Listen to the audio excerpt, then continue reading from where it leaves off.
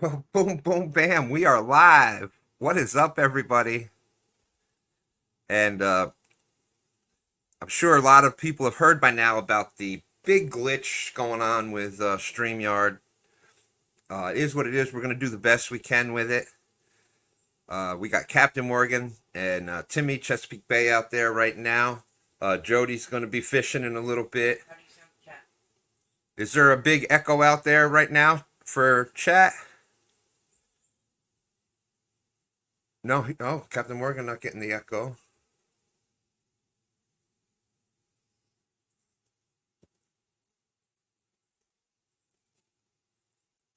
McWhisker saying going to a lake later today. Try for a few small channels. Awesome. There you go. If it's sunny in your area, I would try like a shallow flat by some deep water if you can find something like that. Rhonda's out there. Shirley T. Lisa Elliott. How you doing? Bugman. That's awesome. You got to get away yesterday. 25 bluegill. 35 minutes. Gonna post a short later. Awesome. I'll be looking for that. Shirley T's out there. Of course, we got Fishing for Whiskers, Rhonda. Thank you for coming in. Boom, boom, boom. 922.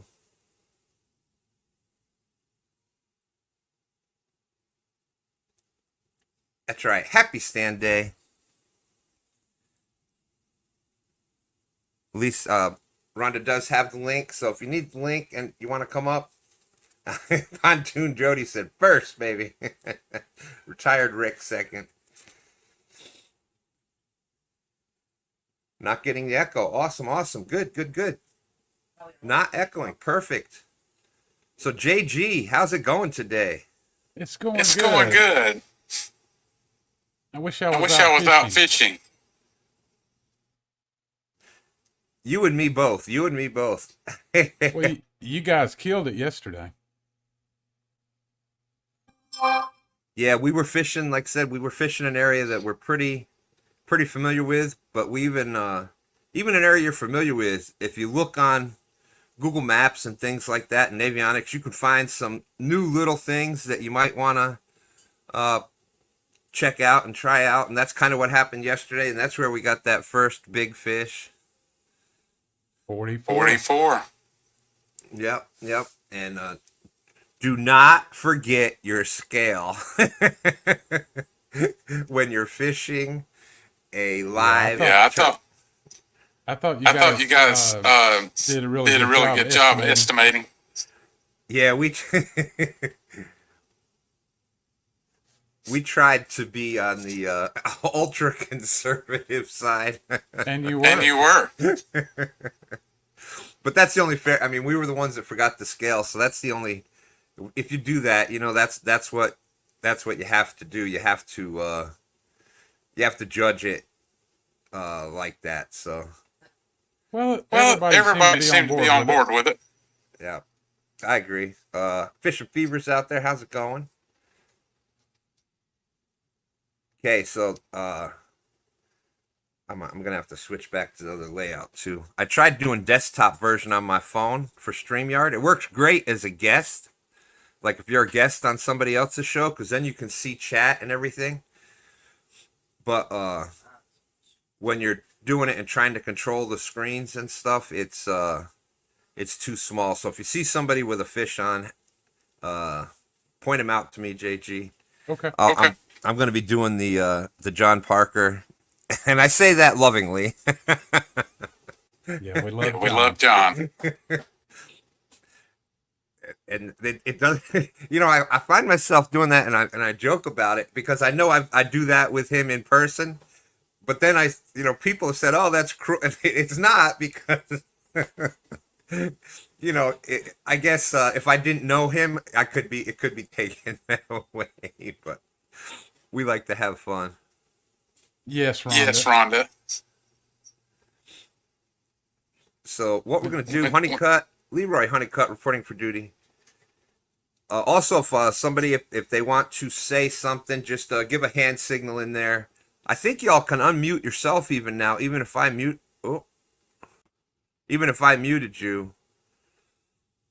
And so we'll have to try to keep most people muted and unmuted and go back and forth like that. But we'll get through the show. Hopefully we'll have some fish up here.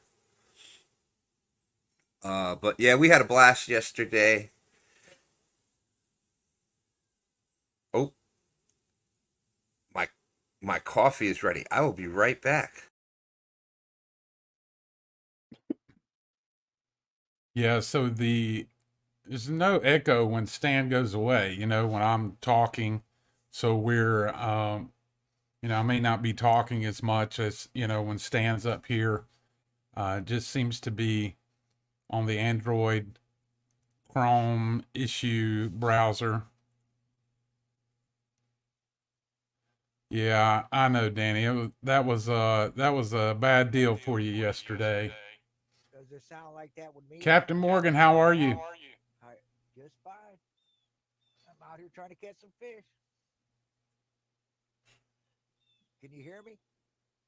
Yeah, a little bit. Oh, let me see if I can get the volume up. Let's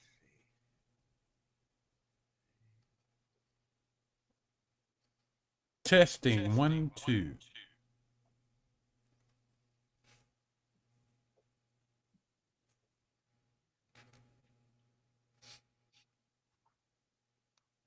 Retired Rick in the house this morning. Glad to have you, Rick. Always glad to have some anglers up fishing with Stan. Good morning, Dustin. Team Snagging Whiskers Dustin's member for 4 months. That's working out pretty well. Okay, I'm trying to, like I said, I'm doing desktop version of my phone because it offers a lot more features. It's just smaller, so, but it's,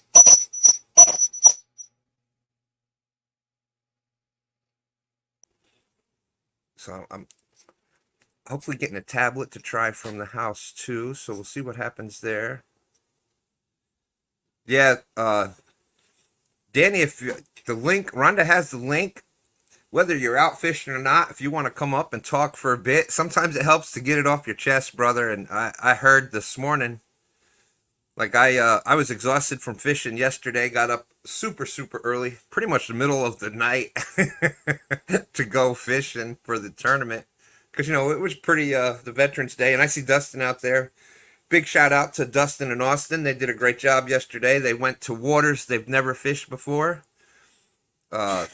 They looked for the right things. They had a plan together and went out and caught a couple of very nice fish. So good job.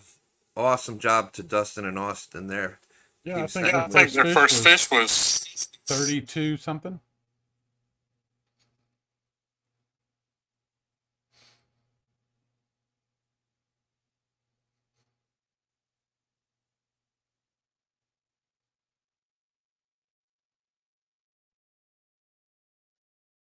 Can't hear you, Stan. It's these big fingers and the little buttons. I hit the button, but it didn't quite register. Thank you, my brother. Thank you. But I'm a big believer in there's like classes of fishes. Like in boxing, you got heavyweight, you got middleweight, etc. I'm not a big it's got to go down to like 44.056789. It's a 50 pound class. It gets in the middle 40s. That's a 50-pound class fish. It's a 40-pound class fish. You know what I'm saying? It's not because let's face it, you pull them big fish up and they puke out a gallon of water. Well, guess what? That 54-pounder, if you weighed it before it puked out the water, is now a 48-pounder after it puked out that gallon of water. So it's I look at it. It's the length of the fish, the girth of the fish, the size of the fish. That's that's pretty much weight is a very fluctuating thing.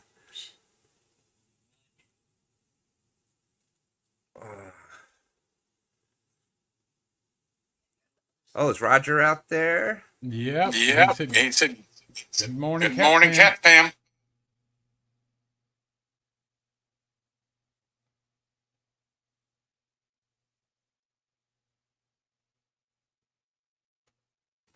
See, I was just truly Truly honored to be part of an awesome, awesome tournament yesterday for supporting a great organization. What better thing than to take out veterans fishing and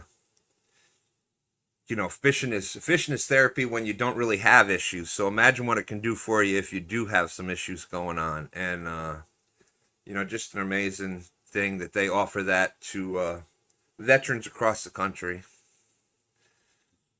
But yeah, really great tournament, I thought. Dan, I'm gonna try not to talk too much because of the echo. I don't know what happened to Captain Morgan.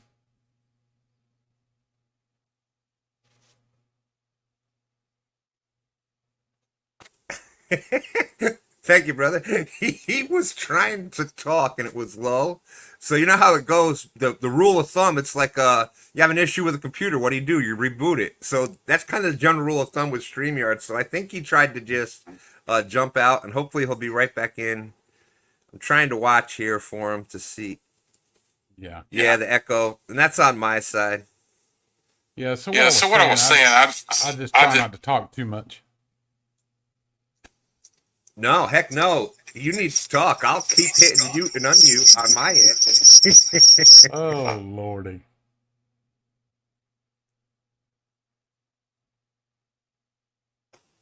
Besides, we need the cowbell from you. I thought that was awesome. Awesome on Thursday night. By the way, great job. If you haven't seen the bait shop from this past Thursday, big shout out to everybody. Now we lost Timmy too. It's just us now. Well, I guess I'll get a fishing rod and pretend. All right, I'll pull out my. Be right back. I'll pull out my wife's Uncle Lou rod here.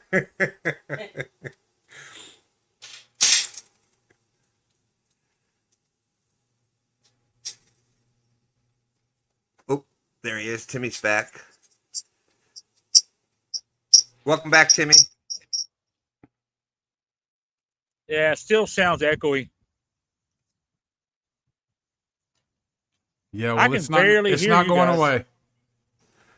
Hopefully they'll have it fixed. Timmy, what we're going to just do is there's going to be some echoes. I appreciate everybody hanging in with us. There's going to be some echoes out there. Oh, I hit the wrong button there. But there's going to be some echoes out there. And I'm just going to hit the mute button and try to control it the best we can. Thank you, Roger. Yeah. Trying to do it for 4 or 5 people now today. It's a little bit more difficult. Here comes Captain Morgan back.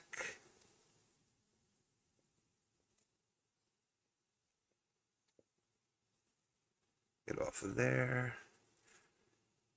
Trying to get this.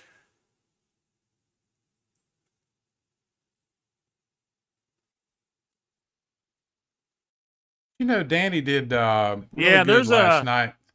There's a message on the screen right now that says Chrome on Android has a bug that causes echo.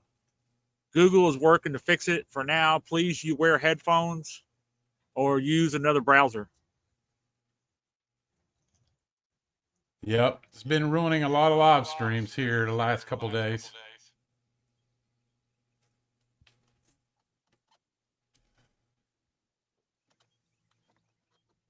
I'm here. Am I echoing? No, not what stands out. You won't. Oh, that's right. Okay, that's right. Okay. I tried to do something, it didn't work.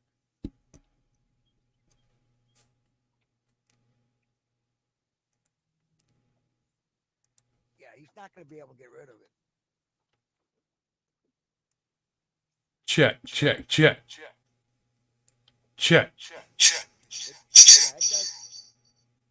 It doesn't do it when we're talking, but when he comes on, it does. Check. Yeah. It's only when I unmute.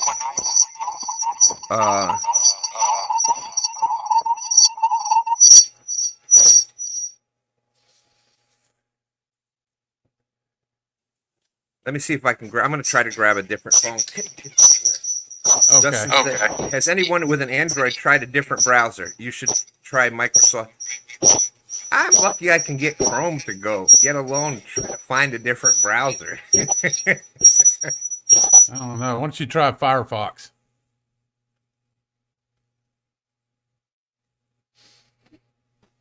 I thought Firefox was just for Apple. I don't know. I think you can load it, that browser on an Android.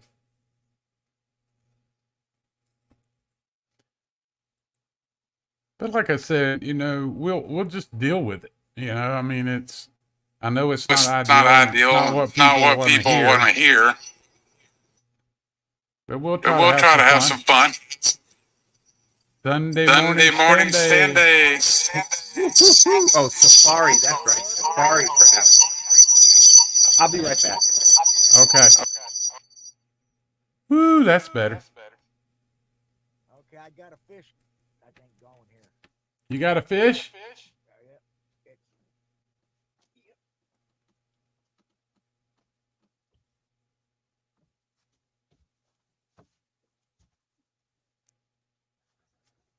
Yeah, you're right, Dustin. Safari is for Apple. Fish on.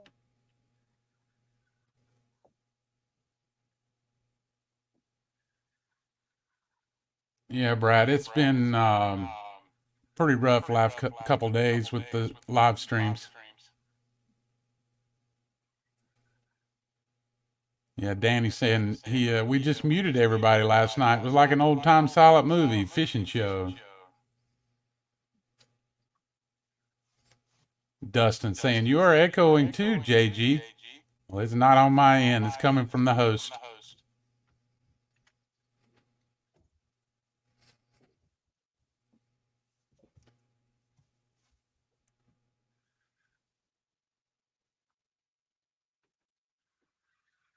Mr. Rick's got a fish on, he's saying.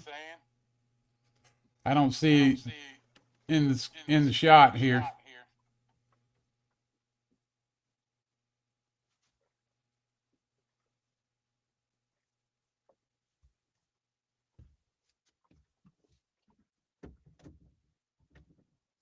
Captain Morgan looks like he's got a good fish on.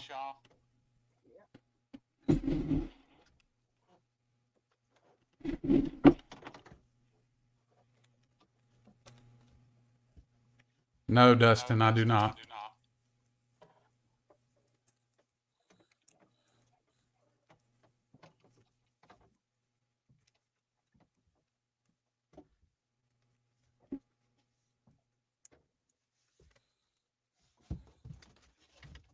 Oh, yeah.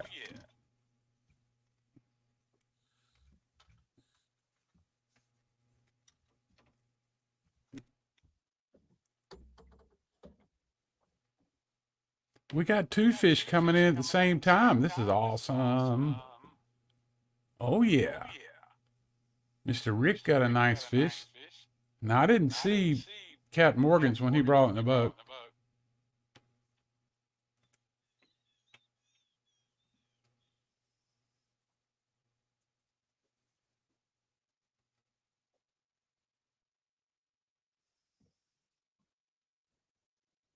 Rhonda, I don't have any manager controls here.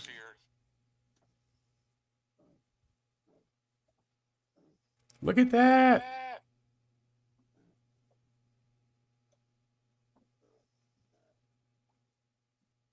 Rick going to weigh it.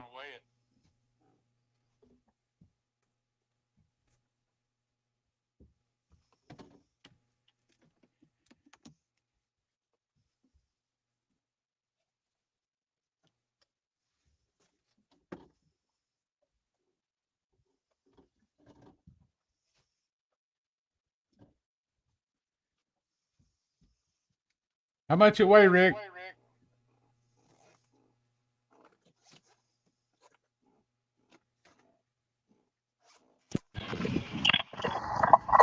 Uh, 4.8. 4.8. Good morning. Good morning, Dustin. I know what the problem is. You would know.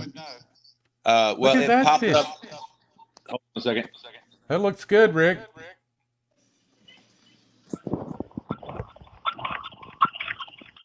When I came in, Hold on a second. There we go. When I came in, it actually told me that Captain Morgan has an Android using Chrome, so that was what was echoing with you. Yeah, he's muted. Not now. He is now. I just muted him. That's a good looking fish.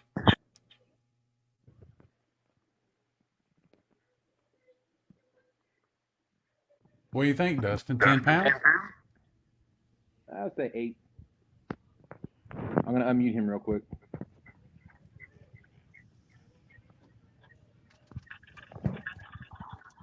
See it? 1032. Wow, you were look at that. 1032.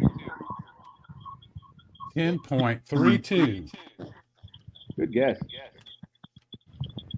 Hey, Captain Morgan, I'm gonna mute you. Okay. Okay, yeah. There we go. Yeah. It's a nice fish. Timmy had a fish too. Did he weigh it? Yeah, I've got it. It's 4.8. Okay.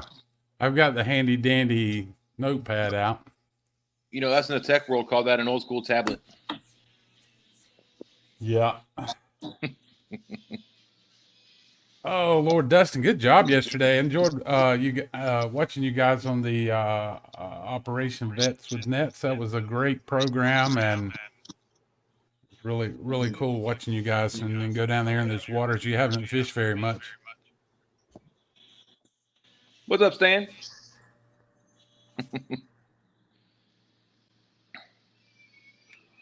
I'll be right back to see if this worked. Okay. We still get an echo? Yeah. Yeah. Yeah.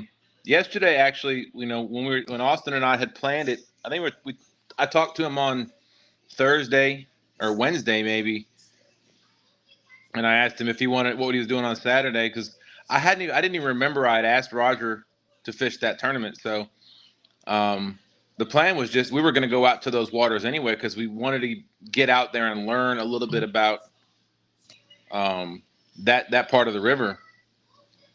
And then when Roger reminded me Friday night on Jody's show that I said I wanted to fish his tournament, I'm like, oh crap. So Austin and I are both like, well, I guess we're getting up a little earlier. But we didn't let the not that the tournament would dictate where we go, but our plan was still to kind of survey that part of the river and look for different things that we wanted to see where we thought fish might be. So that's what we did during the tournament. So the only time that we let the tournament kind of dictate our location was signal.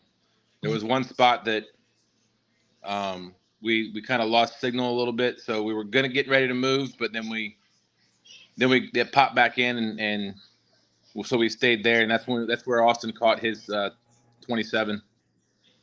Lance McCoo guy in the house. Morning, everyone. Hey, morning, Lance. Morning, Guerrero Bagre. What's going on?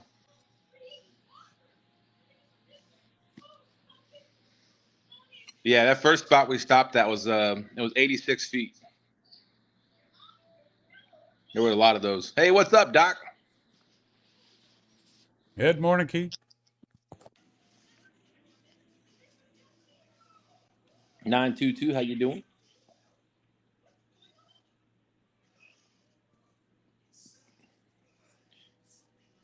Yeah, as far as the echoing goes, I was just Googling it. Different browsers. I think one of somebody in here, McWhiskers, I think it was.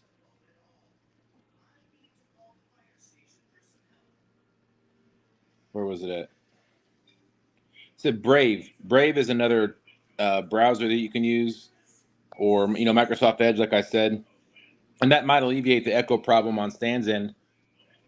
Going to Edge. Captain Moore, yeah, go into a different browser and coming into StreamYard. Because I think the big reason why a lot of people don't. It's funny. Reason why a lot of people on the iPhones don't have the echo issue is because, for me, I can't use Chrome on the iPhone. It won't work with StreamYard. It always tells me to copy the link and send it to Safari.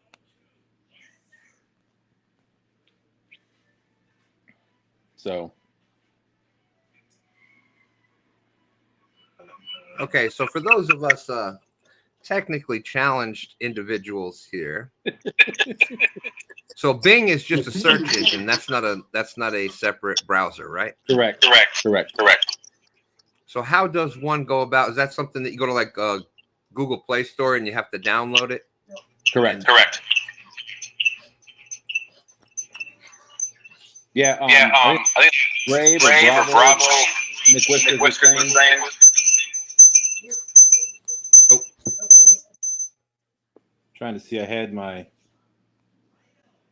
tab open, but Isn't this crazy? Yesterday I was out fishing. I had no problem hitting mute, unmute, mute, unmute. Now I'm sitting at home and I'm like, okay, it's so much harder. Hey, Derek Elder Sr., good morning.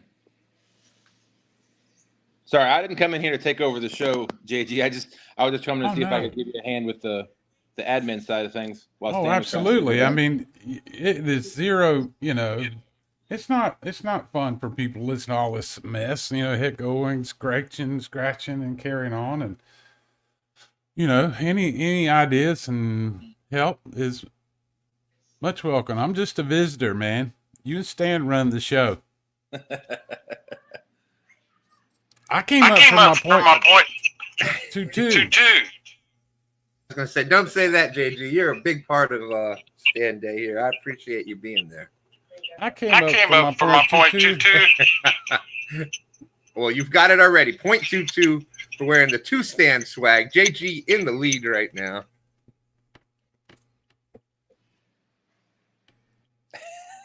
Oscar.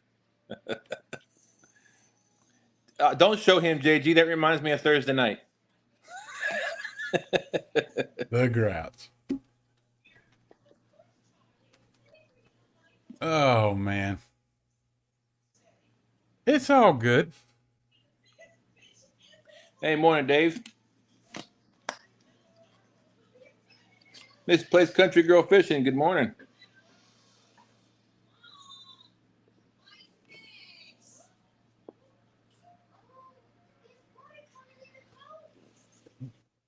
Are we getting an echo while it's just me and you? No.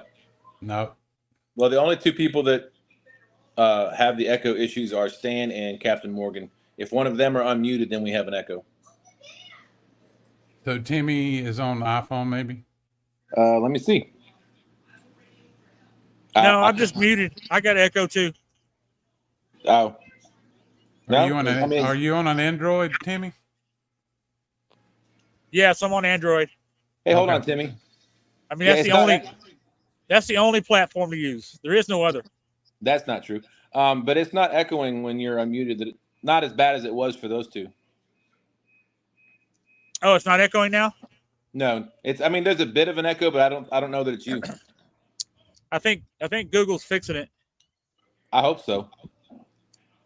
What yeah, browser? There's no echo when you're unmuted. Well. Oh, awesome. Okay, maybe they like I said, they sent a message. They sent a message out saying they were working on it, so they knew about it. Yeah.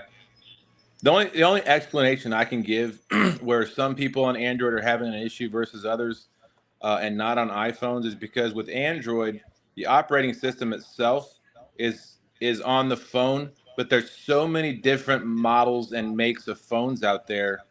You got Samsung, LG, Motorola, so many different phones that the Android operating system works on that are different hardware.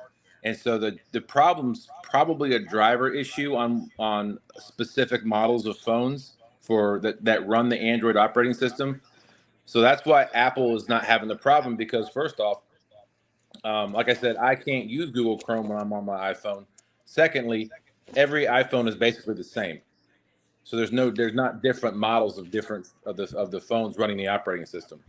So that's why I think there's some people on Android having issues and others aren't. That's just my 2 cents anyway.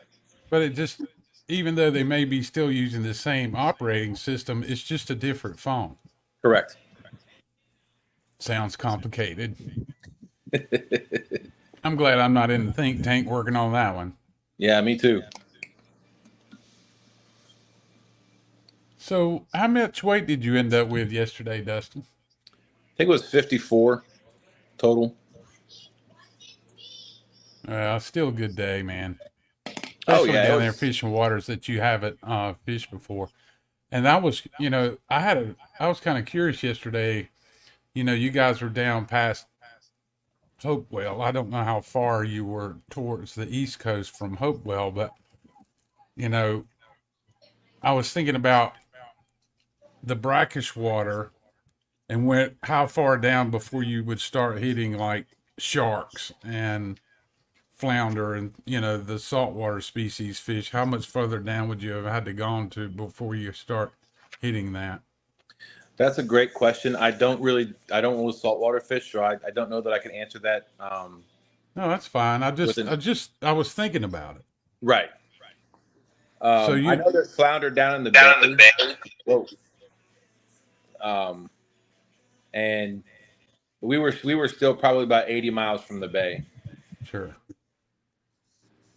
Or at least that's what the channel. I can answer that question. There's saltwater fish as far up as Richmond. We had a dolphin pass us last year at Dutch Gap. The mullet that we catch all the time is a saltwater fish that travel all the way up. There's, the stripers come all the way up, but there's flounder, the shad that come up every year. There is, we've caught flounder up above Chickahominy before. And it's getting further. It's actually getting further every year. And I think on the years. Where do you think the sturgeon came from? Well, there you go, the sturgeon. But even the strictly saltwater fish, I think if the water levels are down and the flow is down, that's why you're seeing you heard of the big things about the Mississippi with New Orleans with the saltwater moving further and further up. It's because, well, look at the Mississippi right now. The water levels were so down, there wasn't as much flow pushing the salt water, keeping the salt water out. So it was making it further and further upriver. So that's kind of an issue. But yeah, there's saltwater. If they get used to living in the bay and they get used to that brackish water, they get more and more used to that. So they can live in a less salty environment. So they do, like I said, mullet is a big one that The gizzard shad. If you go down to the beach, Virginia Beach, some of those little inlets and stuff, you can cast net gizzard shad there. Yeah, it's a saltwater fish.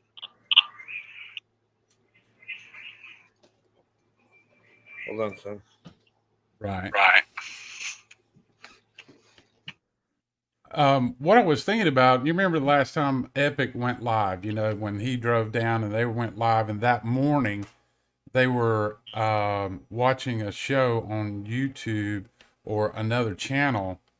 The guy, I guess he may have been down in lower Mississippi and Louisiana somewhere, but the guy was killing just tearing the catfish up. But and Epic talked about that guy was right, this was a really rare event, but he was talking about where the brackish water had pushed all the catfish up into this section of water where this guy was fishing. It was just on the edge of the brackish versus the fresh water, and it pushed all those catfish up in there. And that's what I was thinking about yesterday, was that where that edge was. Gotcha. Yeah, I know that I've talked to some people who have talked to some like crab folks. I don't want to call them fishermen, but the people who crabbers up in the bay. They complain about the blue cat being, taking a lot of their crabs. So what they were saying was the blue cats will go into that brackish water but they won't stay for a very long time. They'll go in there, they'll eat the crabs, and they'll go back. Although the blue crabs do make their way all the way up into the city as well, but.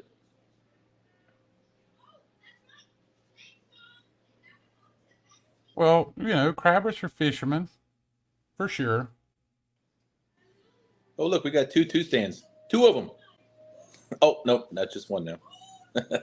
So when you mix salt water with fresh water, the salt water is lighter, right? And it's on the bottom first, or is it the opposite? I don't know. So I think the salt water Good question.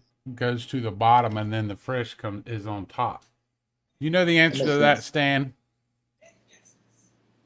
You're muted still, Stan. You're muted, Stan. There we go. We should be good now. The only one it's showing is Captain Morgan, Android Chrome. Awesome. Go ahead. Yep. Test. Test. Test, Yep, no echo. test. Okay, I had to switch. Stan 3 brought me his iPhone, so I got lucky there. But Test. Clayton Vickers. hey, Clayton Vickers out there. I'm gonna have a show coming up. I just got to get with and Clayton's more than welcome to do it with his dad Josh on one of the Friday nights. He had talked about it. We talked about it a while back, and it's just been so many things going on. So maybe once this StreamYard issue gets dealt with, he said he'd be more than happy to come up on a Friday night as a guest, so we can talk about some for everybody out there with Carp, and I think that'd be just an absolute great time. You know, cats and carps, baits, tips, tricks, and techniques. Awesome family channel over there. It's a mouthful. It is, but I'm getting it. I don't think I've messed it up in a while. Right. So, Stan, did you hear my question about which is when salt water and fresh water mix? Does salt water go to the bottom first, Actually, or does fresh water go to the? I actually think that salt water is I think salt water is less dense because salt like if you want when they first wanted floating dang it, rubber lures like the worms and stuff. Hello. Hey, Miss Lisa. Hey, Miss Lisa. Bye, Miss Lisa. They injected them with salt, and that would make them float because it's less dense than. Okay, so the salt water is going to be on top, and the fresh water is going to be on bottom when the bracts and the fresh water meet. Yes, I'm double checking it now because I don't want to say the wrong thing. Sure. Good morning, Mac Fishing.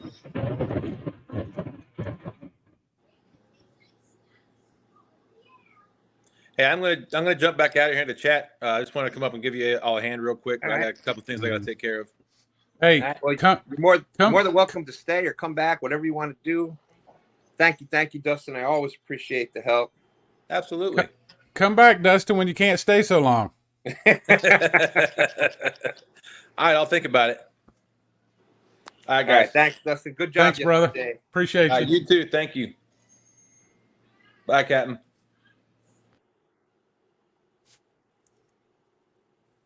That Dustin, he's a good guy.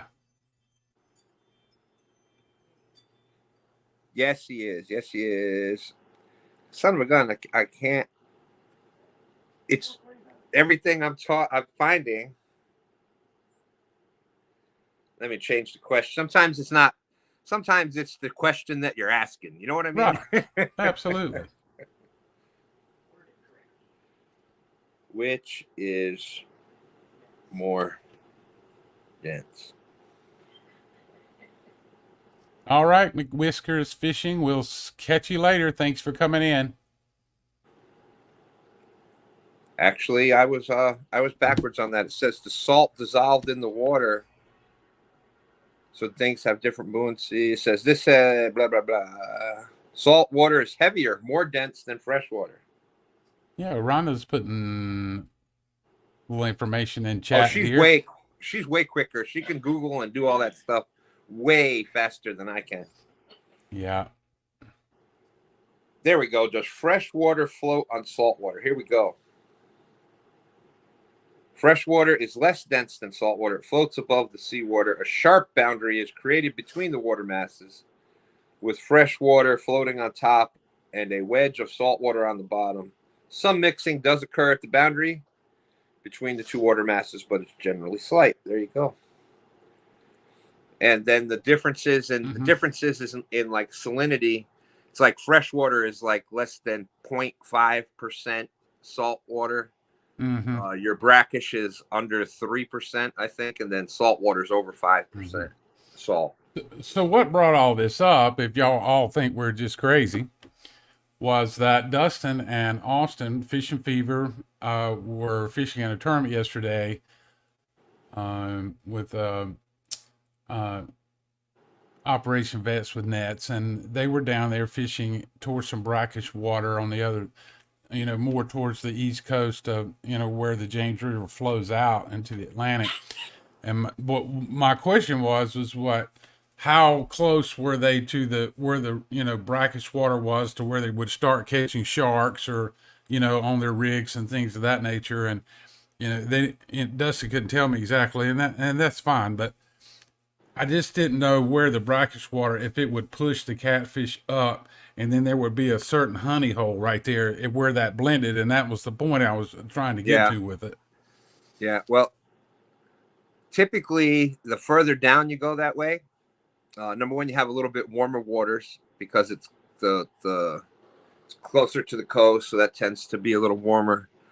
But what happens is there tends to be more food down there. There's different sources of bait, and as you know, a lot of times saltwater fish, it's about the protein, the amino acid profile of the proteins. So they and fat content, etc. So catfish actually, in talking with Epic and in doing a lot of research and stuff, catfish actually have the ability. They don't. We think that it's, we say they smell it or they scent. It's not necessarily scent or smell. They have the ability to break down the water, the different signals in the water, and they actually can break down the protein into different amino acid profiles. They can actually tell the what's the word I'm looking for? The nutritional benefit of certain things. Sure. So with a lot of the saltwater bait that comes in more prevalent further downriver, the bigger fish do tend, plus it's bigger water, so there's more current, there's more of all that stuff. There's more water, there's just more things that the catfish like to be comfortable. Sure. So when you throw all that together with more food, it's a no-brainer. Yeah, there you go. And I think Roger thought I threw a shot at him yesterday. That was not my intention, but when you're trying to come up and say something, and you're doing 5 different things, sometimes you don't. What did I say? It doesn't take much smarts to figure out where I'll be fishing or something like that. And it come out as a shot at him, but it wasn't. I think Roger, he has the leather skin and totally knows where you're coming from. Oh, absolutely. I've there you go. That's look at Jenny popping out the knowledge. I'm pretty sure it's STANday, but that's right. Yeah. They were still like 40 or 50 miles from the coast. Yeah. So they were, you've got the kind of the tail endings of brackish water through there. But the like I said, we get the saltwater fish, mullet, and everything, even up all the way up to Richmond. You can catch tremendous amounts of blue crab all the way up to Richmond, which is fresh water. Right. Mr. Jeff Bill in the house this morning. Good morning. 2 stands, depending on the weather, I'll stop in next Sunday, fishing bank or boat. Buck Williams saying all this science is hurting my head. I know. Sorry. I love all that stuff, man. I can talk about that. And yeah. I was actually doing that. Guru out. Hey, Guru. I was actually doing that this morning on Facebook and stuff, and talking about, somebody brought up in Facebook about the difference. What's the difference between harvesting a big fish and like a big buck? And, good conversation. I love talking with people that I have differences of opinion about. And, the big difference, number one, one's an egg breeder and one's gives live birth. But by the time that a blue catfish or a flathead, did DC Metro tournament last night, biggest fish, 19.2. Great job, Mac. Absolutely, Mac. Good to see you in here. Mac has done a lot of fishing here on STANday. But by the time a buck reaches maturity, like it's pretty much as big as that rack is going to get. It's not going to get any bigger. After that year, it's going to start declining.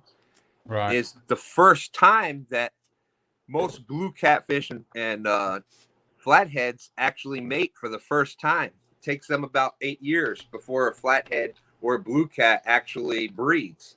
Right. And by then the deer is already at their prime and they're just going to decline after that. So that's the big difference. You harvest the deer, you know, that's can't be angry. Hey, hope you're doing well, Kevin. Thanks for coming in. There's science in fishing. So, you know, that bigger fish that's got still a lot of years left to breed. And from the time you take that trophy fish, say a 40, 50, 60, you harvest that fish, it's going to take decades for another fish to grow to that size to replace it. Yeah. Whereas a buck make will it be look replaced in easy. 202. Morning, guys. What's the score? Well, we have Timmy coming in with 4.8 channel cat, and we have Captain Morgan. I think it was 10.4 or somewhere in there. I have 10.1. I took like 0.2 off for a grip, but he has 10-pound fish. So that's only 2 fish this morning, but we're really happy to have them. Oh, wow. Well, I missed fish, JG. yeah, man, we had 2 of them. Look, I got my high dollar calculator out here with the score. All right. Thank you. So- See? And we've got a 0.22 for JG for wearing swag. So if you guys don't have your 2-stand swag, you need to jump on out there to the store and get you some. Now he's got stretchy pants, give up on life pants, 2-stand. He has some killer shirts, probably one of the best looking logos out here in the Catfish family, in my opinion. Oh, well, thank you. So you guys jump on over there to 2-stand store and order some gear and earn your 0.22 when you come up on STANday and fish with him. Thank you, JG. I appreciate that. And I appreciate you bringing up the boots yesterday and always being out there. I can't tell you what. I thought what about you're that after I brought it up. I was like, I wonder if I should have brought that up or not. But No, absolutely. Absolutely. Yeah. I can't tell you what your friendship and support means to me. So thank you very much. I really appreciate it. yeah. So yesterday I pulled the trigger on my new cow boots. They'll be here Tuesday. Right. Yeah. So we'll have to share some $2.22 somewhere along the way with Stan to give him his portion of that until he gets all that set up. But you know what? That's a great buy. And actually when I went on Amazon, Mhm. I went on Amazon and I pulled up the cow boot. I see Chad in the chat here, Mr. Chad. He's watching. But anyway, I went into Amazon and I pulled up those cow boots, which is KALKAL. Yep. Fishing boots. And I pulled those up and they actually had a clip coupon in there for over $11. So I clipped the old coupon and hit the old buy button and we got a size 13 coming. There you go. Yeah. And I have I got I have bigger shoes also, and a lot of times I'll have issues with them not being wide enough and have a hard time getting over them. But yeah, I got a size 14 and it fits exactly like they should. It's not a smaller size. It's they definitely run true to size. I can get them on and off, and they're just the reason that we haven't really done much with it yet is because we've been wearing the heck out of them and testing the heck out of them. I don't like to say things until I've done that myself. Oh, absolutely. And you guys were talking about you're doing your testing and all that. And Buck Williams saying, JG, don't forget 2-stands handmade FOA rigs. Yeah, he gave one of those away yesterday on the tournament. So they've actually came up with some really cool names for some rigs and putting things together. So that's out there. And I had one more question here. Make it look easy 202 said, how are those boots? Well, you can buy the ankle boot, and they do make a a higher boot, which is, probably come up, like a wader boot, like probably 9 to 10 inches. So there was different ones in there that you could look at. So yeah, you check those out. 202. Yeah, this is the cow. This is the one that I ordered. Now I ordered the brown. I ordered it in brown, but this is the blue. They have And that's the ankle boot. Now, one of the things I had seen on reviews versus what folks like about these style boots was, wearing them. They're not insulated boots, so they're just neoprene. They keep your feet dry. They're not insulated. So, but one of the things that I had noticed in the comments when I was doing some research earlier about these, these fishing boots was, and then the winter, they some of the different manufacturers, they fit a little snugger on your ankle, so that kept, either you wanted your foot to breathe or you wanted to keep them warm. It was kind of a which direction you wanted to go, and in different manufacturers fit differently. Of course, it's like everything, whether you're buying pants, underwear, it doesn't matter. Doesn't matter. You buy that size, and you're gonna have to try them on and see what fits you best. So, yeah, I tell you what, the thing that I've liked is I've wore these, even though they don't necessarily have insulation, like you said, they've got the neoprene. mm-hmm. There's I've taken the insoles out so you can see, like, it's a good thick amount of cushioning there, but your feet don't sweat wearing them. So number one, it keeps your feet dry from the water, but you don't have a lot of sweat in there. So I've actually found that it keeps my feet, even yesterday when it was 30 something degrees and Stand 3 was throwing the net, and the feet stayed dry, both from internal, just heat of the feet, and from, so that right there is going to keep your feet warmer also. But yeah, they have steel toe boots. They have these boots. They have hunting boots. We just got these because we do the majority of our fishing anymore is from a boat, so that's what these were made for. Made for gripping, the slippery surfaces and those type of things. So yeah, that's awesome. And even though it's not insulated, you can buy a pair of battery operated battery warming socks. They're lithium controlled. I have a pair. I could grab them and show you what they look like. There you go. I have battery operated lithium battery warming coats, pants. I have a lot of gear. There was some stuff in here. I guess Chad wasn't feeling good. Maybe he was hurting from going hunting yesterday. Sorry to hear that, Chad. Hope you heal up, brother. Yeah, well, he had to drag that big old buck out of the woods that he got. A big old 9-pointer, I believe Chad got yesterday. So big shout out to him. Yeah. And a doe. I think they got a 9-pointer and a doe yesterday. So I have a really nice 4-wheeler and a deer sled for that. Yeah. I just ride through the woods with the deer on the sled, man. I ride. Well, the only bad thing with that, JG, is if you hunt on state land, like that's what we had back in New York. Oh, let's see. We got Jody. You can't have the 4-wheeler out there. We're going to get Jody in here. She's going to have some echo for a second, but then, there we go. Okay. I can find the right button here. Stand 3 says he used to wear muck boots and he grew up.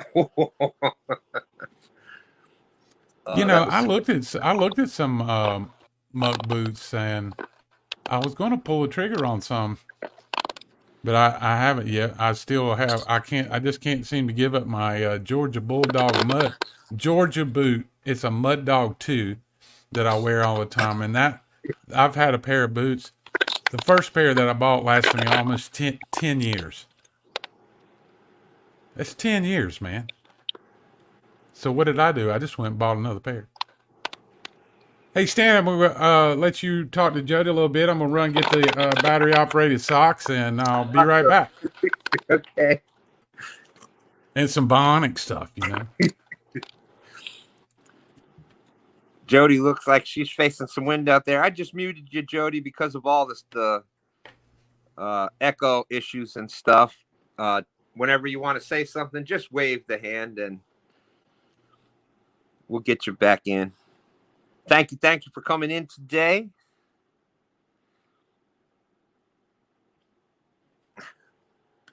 Let's see. Oh, I hit the wrong one. Good morning, Jody. Is that a carp? That is a sucker. Oh, is it? Yeah. What do you do with them? Same thing you would a carp. I've never caught a carp or a sucker. Yep, you cut them. You can see how thick they are. You can fillet down the one side and chunk the other. Yep. See why they call the sucker? Yep. There you go. Okay. Yeah, they're great I'll bait. cut 'em up. That is one of Epic's favorite baits. All right. Thank you. Oh, no problem.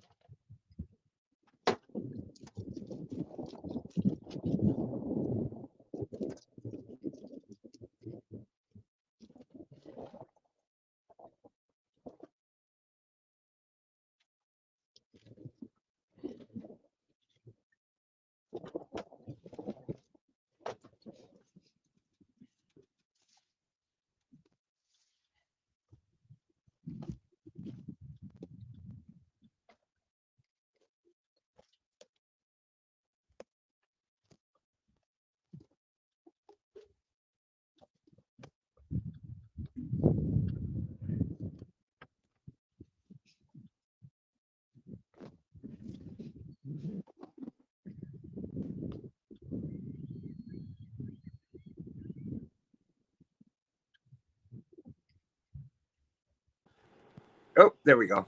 Thank you.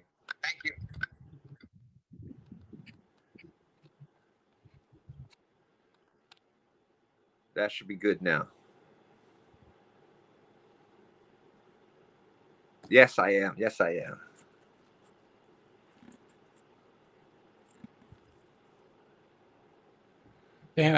Stan, I'll be back soon. I'm still gathering up winter battery operated clothes. Awesome. That's a great topic for today. There it is. It's STANday at Chad, and no, she won't go fishing with STANday anymore. He, he kept putting everybody else on big fish, and then none for Jenny, so she hasn't gone fishing with him lately. What do you say? So? You say that? 922. I know it's this time of year, man. It's either great fishing or it's difficult, and I think as the conditions kind of stabilize, then that's when the fish get on fire.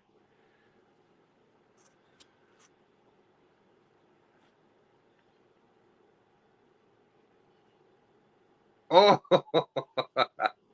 Chad says, "Do you blame her, STANday? When I come again, I guess I'll have to see if she's free to go, so someone can get her a big fish." Woo! No, I think Jenny and I are gonna go fishing very soon. That's right, right? Wouldn't that be nice?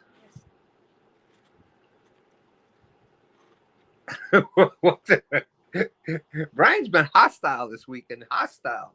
Came in with zipper sniffers yesterday and now bottom lickers today. Woo. We'll ask her that, Bugman, when she gets all set up. She's going to have with the wind and the echo. We'll wait till she gets done with the rods, and then we'll ask her about those. Chad Tomlinson, how's it going? Good to see you. Check out Chad over on Facebook.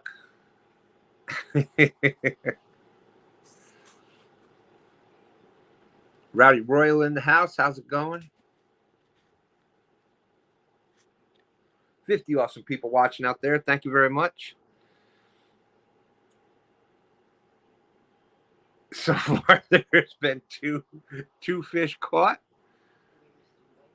Yeah, I missed them both. Trying to deal with these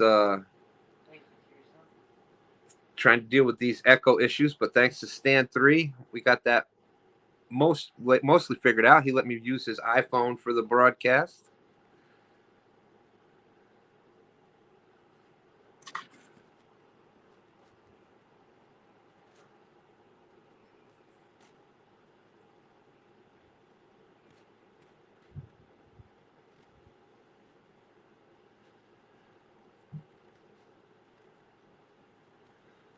Shirley T in the house. Always great to see Shirley.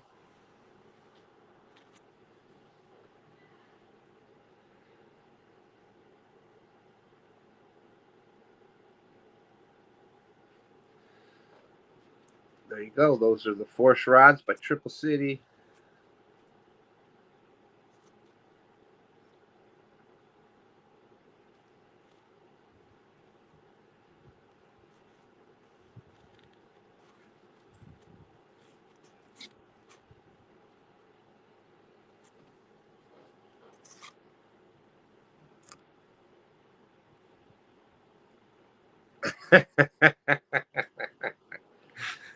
STANday. I can't wait to use that new rod that I won. I mean, you won yesterday. That's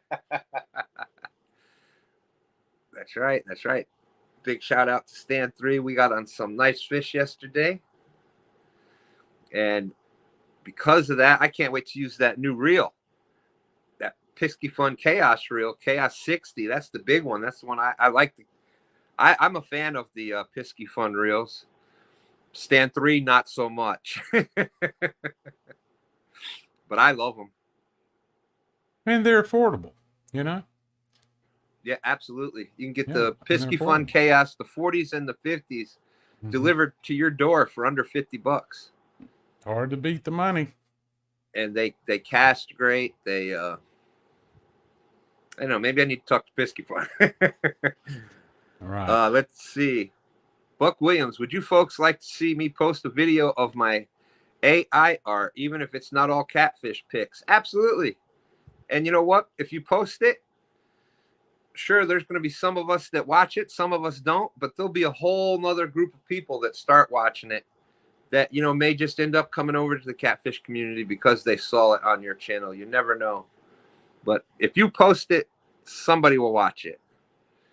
Hey Stan, I've got something here. Don't mean to interrupt you. No, go ahead. So let's see if this will work. This is now Stan's not sponsored by this outfit. No, absolutely. By no means. Let me see if I can get this to work. I've got a new lens coming. Oh, there you go. This is Nordic Gear.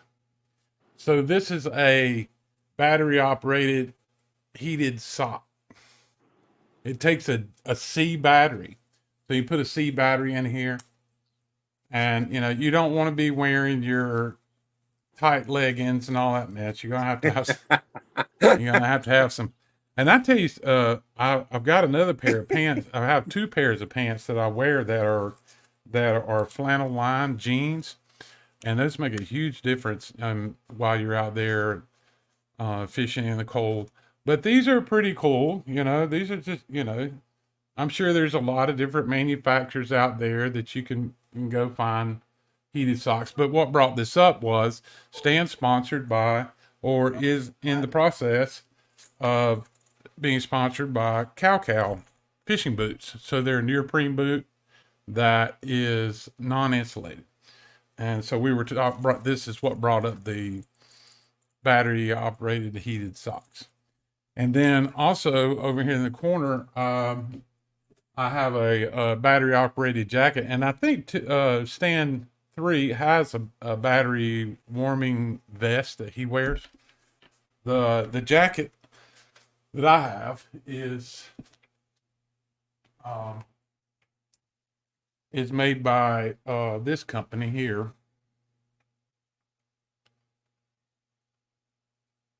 I don't know if y'all can read that or not.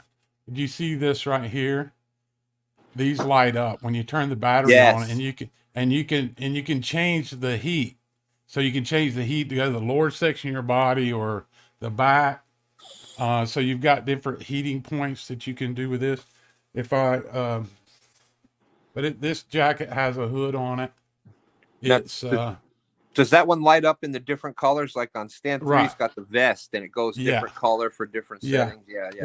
Let me turn the battery on. So I'll show you. So the battery lives inside a little zipper pouch here inside the jacket.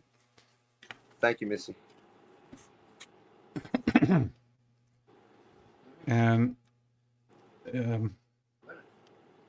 bear with me, guys.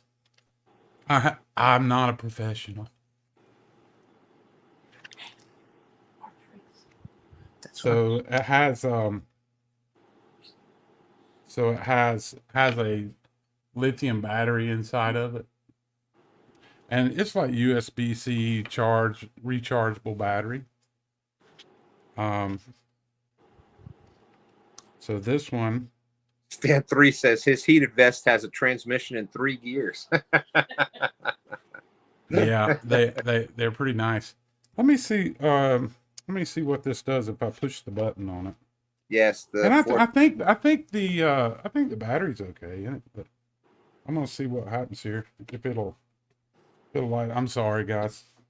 No, don't be sorry. This is great. It's a good way to it's a good time of the year for that because being able to stay out there that extra hour or two because you're warm, it can be the difference between catching a PB and not. That's right. Well, I pushed the button, but it's not lighting up. Let me look at the battery pack one more time.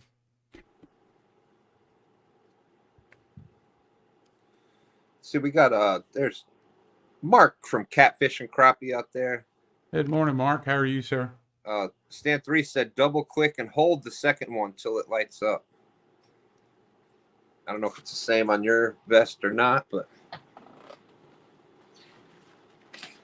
yeah, I don't see an on. There's no on off on the battery. I don't wear this thing very much. You say a double click on it, maybe?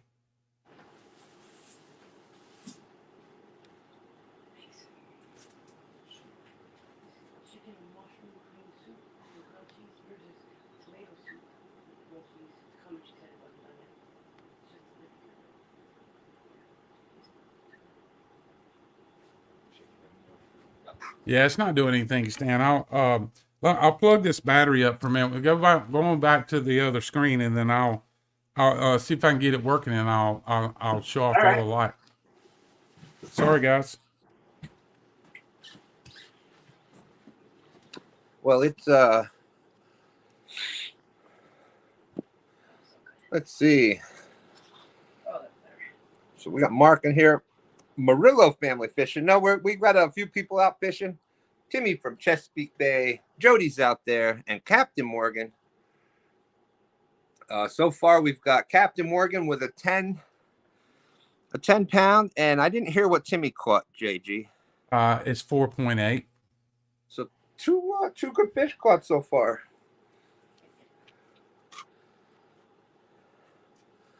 And JG has got 0.22 for having the 2-stand swag on there. Thank you. Thank you, Shirley T. Everybody remember to hit the thumbs up. It does make a big difference. Appreciate that.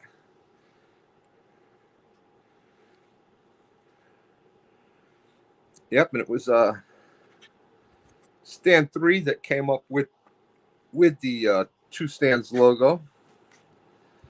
We had an initial old school one that we had put together with my cousin.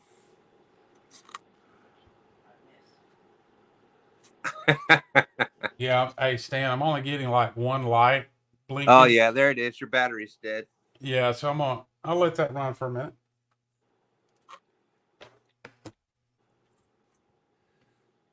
Story of my life. My battery's dead. That's the other thing, that if you're going to go out there now even with just the clothing that you wear, everything needs those battery packs. But with the cameras and your phone and everything else, some of those extra battery packs are so helpful to have. Now I have two of these battery packs over here I want to show you guys, and they're really versatile. Let me look here.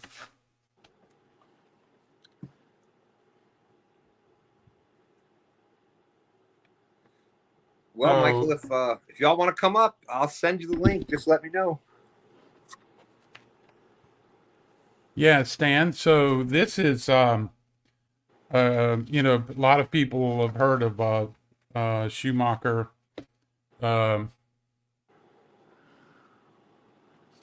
Battery chargers. Mm-hmm. So what Oh, this? wow, yeah. Yeah. So I have two of these. So, you know, you often hear us talking about while you're streaming live with your phone or whatever you, if you're fishing a tournament, that you want to have, at least a 3 amp output. So this particular unit has two different charging ports.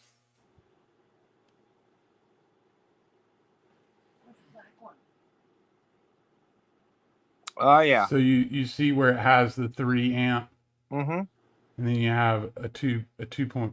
2.5 volt. Yep. So what's really, really cool about this box is, so you charge this up and you see it gives you, so this one's saying here at 98%. So what this thing is actually a jump box. So I carry this in the boat with me, and in case of emergency, I run up on another boat or something happens. So in this particular model, and we're not sponsored by Schumacher, or Stan's not. This is a model SL1639 Schumacher. You can order this on Amazon. I think they're less than a couple $100. So, but what you can do with it. So, let me see here. I know I have LG Bass is saying, I want my 0.22 points for using my STANday mug for his 2 cups of coffee. That's right. He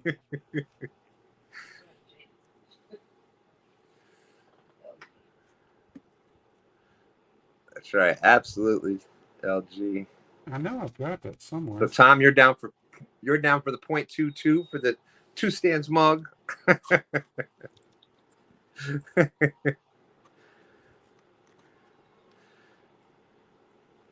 Good to see you, by the way, Tom.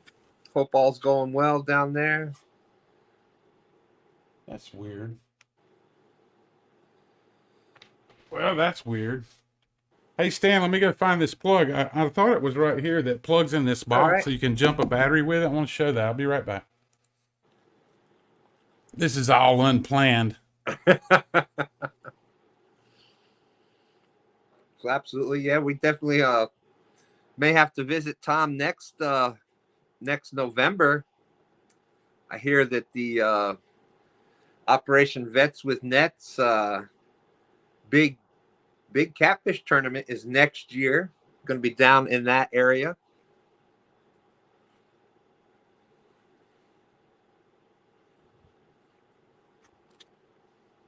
(922) is saying the Advanced Auto Die Hard is the same unit, just relabeled. Dave B's out there. How's it going?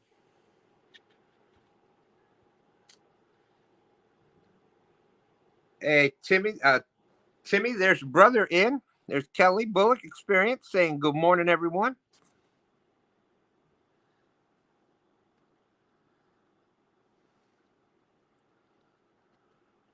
$52 awesome people out there watching. Thank you, everybody. It's a little bit quieter than normal. We have for those that haven't heard yet, if you've been noticing some issues on lives out there across the community, there is a StreamYard bug where it's having some issues dealing with Chrome.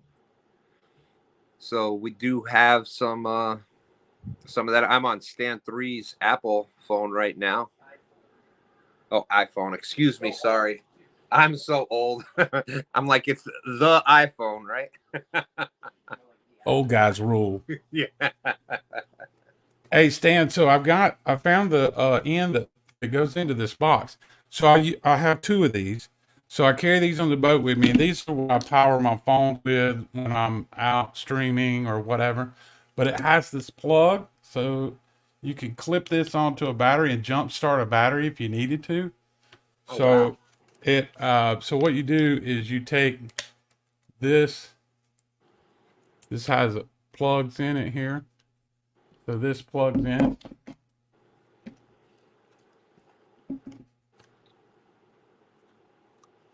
Oh, yeah. And then you hit the on button, and then you make sure you short these across each other. Just kidding. So anyway, so what happens is, you got a dead battery, or a lot of boaters can't only running one battery to run their lights, depth finders, aerator pumps, whatever. And you may end up to the point when you hit the turn switch, to fire the motor off to go home, it may not turn on. But I hope that doesn't happen to anyone. I always suggest that you separate your batteries for your electronics versus your cranking battery in your boat, so that when you get ready to leave the water, that engine's going to crank. This is a big must. This is a really, really good thing when that motor cranks and you're ready to go home. But this is really cool. You just pop this on the battery, you just turn it on, and it throws. This will crank up to V6 motors, 350, Chevrolet engine motors, stuff like that. I mean, you don't want to start cranking up the dump truck with it, but it'll work fine for the mama's compact car or whatever. So, but if it helps someone, great. But this is called a Schumacher, and the model on this particular one is I think I mentioned it before, but it's a model SL1639, and you can get them on Amazon. I think they're less than a couple $100. But what a great peace of mind to have out there. yeah, absolutely. But I wanted to share that with you, and then we're still waiting on some juice power for our heated jacket. STANday said he used to use those. Oh, that's a good idea too. He used to use those to run power on his kayak for the lightweight of them. Right.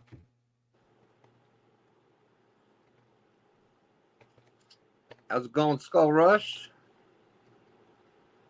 And I use the dock as an example a lot because we were talking about the science of things before, and I love all that stuff. But Tom says they're doing well. They have reached 2,846 pounds of cats from the dock. That is amazing. Closing in on 3K. That was the goal for the year. Yeah, I think their original goal was 1,500 pounds. If I'm not mistaken, that was their goal, and then they bumped it to 2,000. Well, but I think that's what they originally started with. Now Tom can jump in here and tell me if I'm wrong or right, but I think originally, that's awesome. Mark, that is I'll show you to you. He was wanting to know who made the heated jacket. It's no Mark. He's gonna JG's gonna demonstrate it once we get a little more battery power charged back in. Yeah, but this is it, Mark.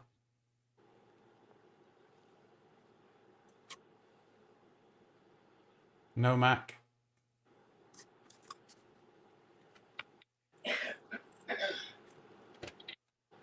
Yeah, I'm charging to get a little life in the battery here, then we can watch the lights go. It's not cool unless the lights are going. 922 said it will turn off if it's shorted or reversed. Okay, there you go. Little safety built in.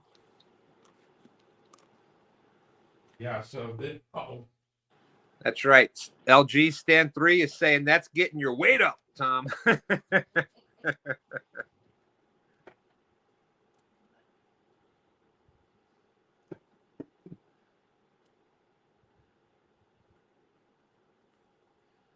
Well, that's a good point too, Stun.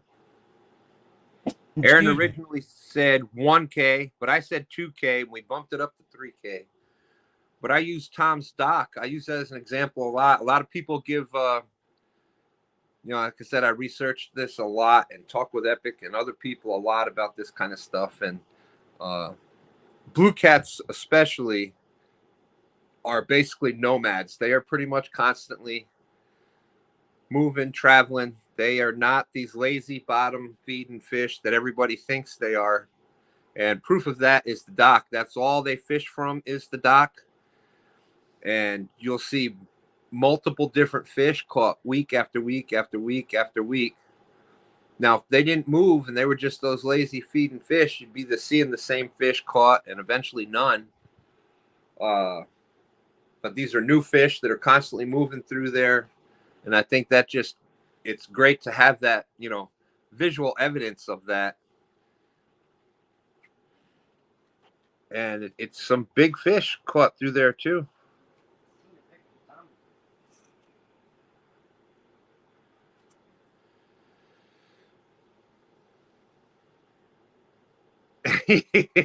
(922) said, "Oh crap, I'm supposed to be designing a trailer.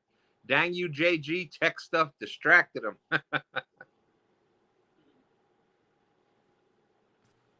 Sorry, man.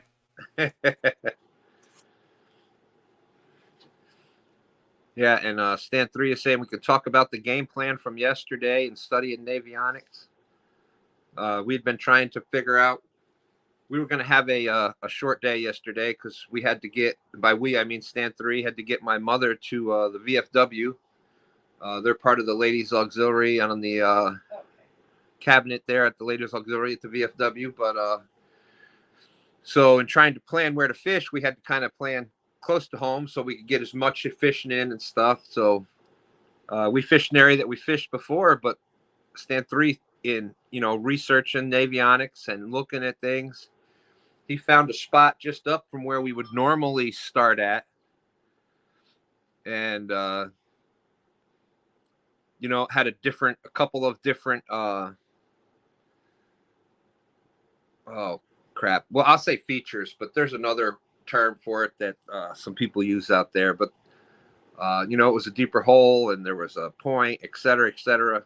And when you could find several of those features together, that kind of tends to be a good spot. So anyways, we ended up anchoring up there. We marked some fish, kind of came up with a game plan of where the fish were at. And we went there and anchored up on the fish that we had marked. And that's where we ended up pulling in that first big fish. And then we kind of, we'd only marked the one or two there. We didn't get any more after that. So we were like, we tried to drift back down to another spot and nothing, not a single bump, not a single bite. So we anchored up. By then, so then we kind of got the, that they were looking for that anchored bait. They weren't really out there roaming around. They were kind of anchored up. And so that's what we did and ended up getting that next fish.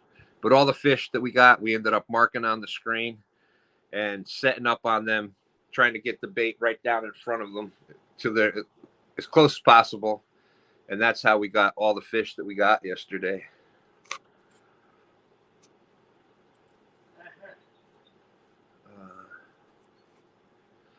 Uncle Jeep says, nomads, darn it, why won't they migrate over here to Arizona? They made it as far as New Mexico, and now they just hang out with Chris Flores.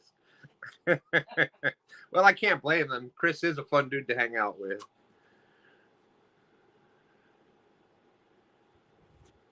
(922) said, I suck at Navionics stuff. Said, need to send the map to someone and have the X mark the spot. There you go. There you go. I got you, 922. It's one of those things that take time, and STANday is definitely better at it than I am. I'm actually okay with reading it, but the technology part of it is what is where I fall short in that. But well, I mean, looking at the contour lines on any map or, a geo map, understanding what you're looking at. So when you have lines that are closer together, it's kind of, let's see how I can put it. So this might be relatable. So you watch the weatherman and he shows you, okay, the high pressure is coming in, here's a low pressure. And then you see that he'll show you the screen on the television and you see all the lines for the wind and they're close together. And that means that the wind is stronger. So when they're farther apart, the wind's less. So in a geomap, when you're reading geomaps like Navionics or something like that, and you pull that lake or river or whatever up, and you see all these little black lines and they're real close together, that's a steep contour. So that means that the depth's changing rapidly right there until you get down. And then when you're looking at it, you may see something round. I have Navionics on my phone. I can pull that up and show you. But that seems like a Creole Roger thing. But it's not really that hard to read. And if you know it, you can understand the lines and then understanding what the number's telling you, because that number that you're reading for that depth, it may say 32 feet, but it just depends, that's full pond. That would be full pond. So Right. every lake or river has a line on it, and then the county will name that line for a setback line. So like we have a line here that's called the 762 line. So the 762 is full pond, 100% full pond. That's where that line is with the 762. And so the Navionics maps are drawn from that. So when you have a lake down, like we're dealing with low water issues right now, 4 or 5 foot down. So but you can look, and you don't have to overthink it. Don't overthink it when you're looking at what you're looking for. And we talk catfish on this show. I mean, we can talk any other fish, but on this show, Stan's show, we talk about catfish, and we don't bring up the S word. But just kidding. So, by the way, I got a funny story about that for yesterday, but go ahead. We'll do that later. So the thing is that what you're looking for with Navionics is you're looking for what I call fish highways. So you're looking for holes, you're looking for creeks that come out into the main channel, you're looking for narrow gaps of depths. So like if a creek before a lake was flooded, or the rivers have been around for years, but say I'm talking about a lake or a Tennessee River. So like where Jody's fishing, there are a lot of inlet creeks that come in that feed this body of water.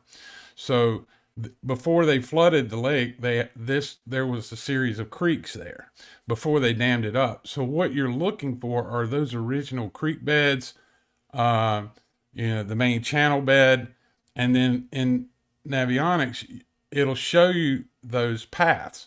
So when you come up on a creek and there's a creek that comes in on the main body of water, look for that on the Navionics, and that's a fish highway. So the catfish are going to travel out of the main channel, and it changes with the weather, or there may be a flat up there somewhere. So you can go and fish the flat, or you can put your baits right down in the middle of the fish highway, and the fish have to swim by them. So I hope that helps some for folks that or may not use Navionics, but I think it's a really well worth app to have on your phone if you don't have a depth finder. You don't have to have a depth finder. Just go fishing. Fishing. I think maybe that's one of the. Maybe Stan 3 and I will do a Friday night show, and you're more than one. Here's Uncle Jeep. Stir. No, Jeep, you can't say that on this show. You're going to get him all started and riled up, and then we'll be here for another 2 hours hearing the story. But Roger and Creole do a great job with that. They do. I'd love to do a show with that, and we can go over fish finders also. You don't have to have. If you're on a boat, a fish finder is important for depth. Number one, even if just your basic unit, your $100 unit from Walmart, you'll be able to find depth. You'll be able to find where ledges are at, humps, etc. Oh, I got you, Captain Morgan. Go ahead. I'm moving. Okay, man. Thank you, sir. Hey, did you see 20T wanted the link there, Stan? You're muted. Stan, you're muted.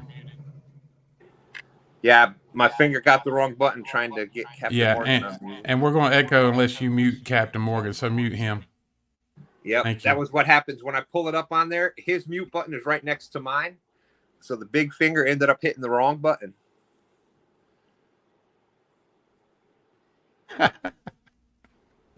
Yeah, I'm gonna get to that one. That was hilarious. Let me get 202 in here. Add to stage. There we go. So- welcome 202. How you doing? What's up? What's up, fellas? How everybody doing Hey. this morning? I'm good, sir. Thank you, 202. I'm going to read something. You see what Cool Cat's put in here, Stan? No. Oh, there we go. Yeah. Let's Go bring ahead. that up. You want to read No. that? Yeah, I'll ring it. Cool Cat's fishing. One of the best things about Navionics. One day I went out and it got so foggy I couldn't see anything. I was able to make it back to the ramp because I followed the course that I took out there. And that's true. It's, you can do tracks on Navionics with your phone. You can do a track that shows you, where you track. A lot of,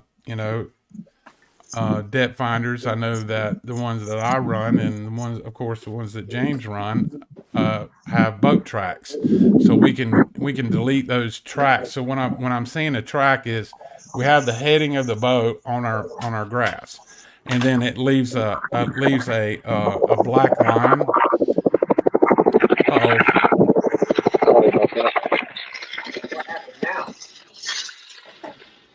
Yeah, 202 had a helicopter go over.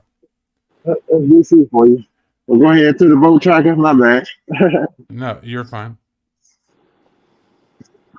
So can other boats, like, is it any way you can link your sonar or whatever so other boats can follow where you track that?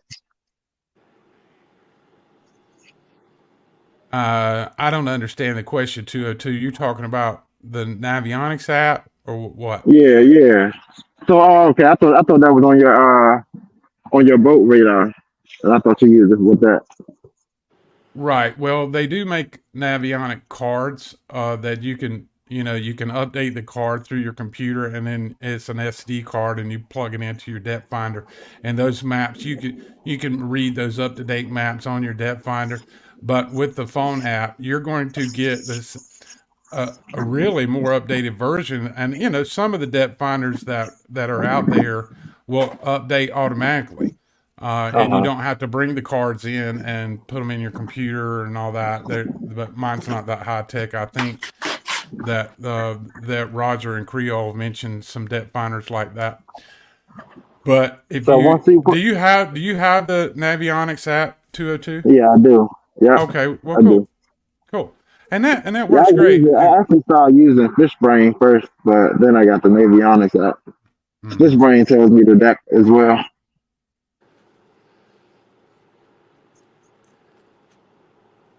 No, but is that shareable? Is your track shareable at all once you download it?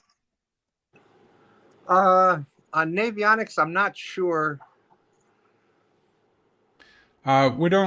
We're not sharing tracks, but we can when we upload, we can share icons. So we can do fish icons. We can put a fish icon there, or we can put, because you have all these different icons. You've got boat ramps, you've got rocks, you have a lot of icons, and we can pinpoint those and then upload that onto the Navionics system, and then that's downloadable for you. If you can follow individual people, you can. It's like a whole community. There's a lot of things there you can do. Yeah, that's all. But there's a lot of folks out there that know a whole lot more about it than I do. Catfish and Crappie Mark is saying he drives using Navionics at night all the time. Yep, and that's in addition to having the different things, different fish finders and whatnot on your boat. So that's but that's just an app that everybody can use. From bank spots to Uh-huh. to boat spots to everything. Yeah, I think you can share cards with friends. 922 says, I have an old school compass in my bag and maps on my phone. We'll be adding GPS to boat also. There you go. Can't go wrong with the compass.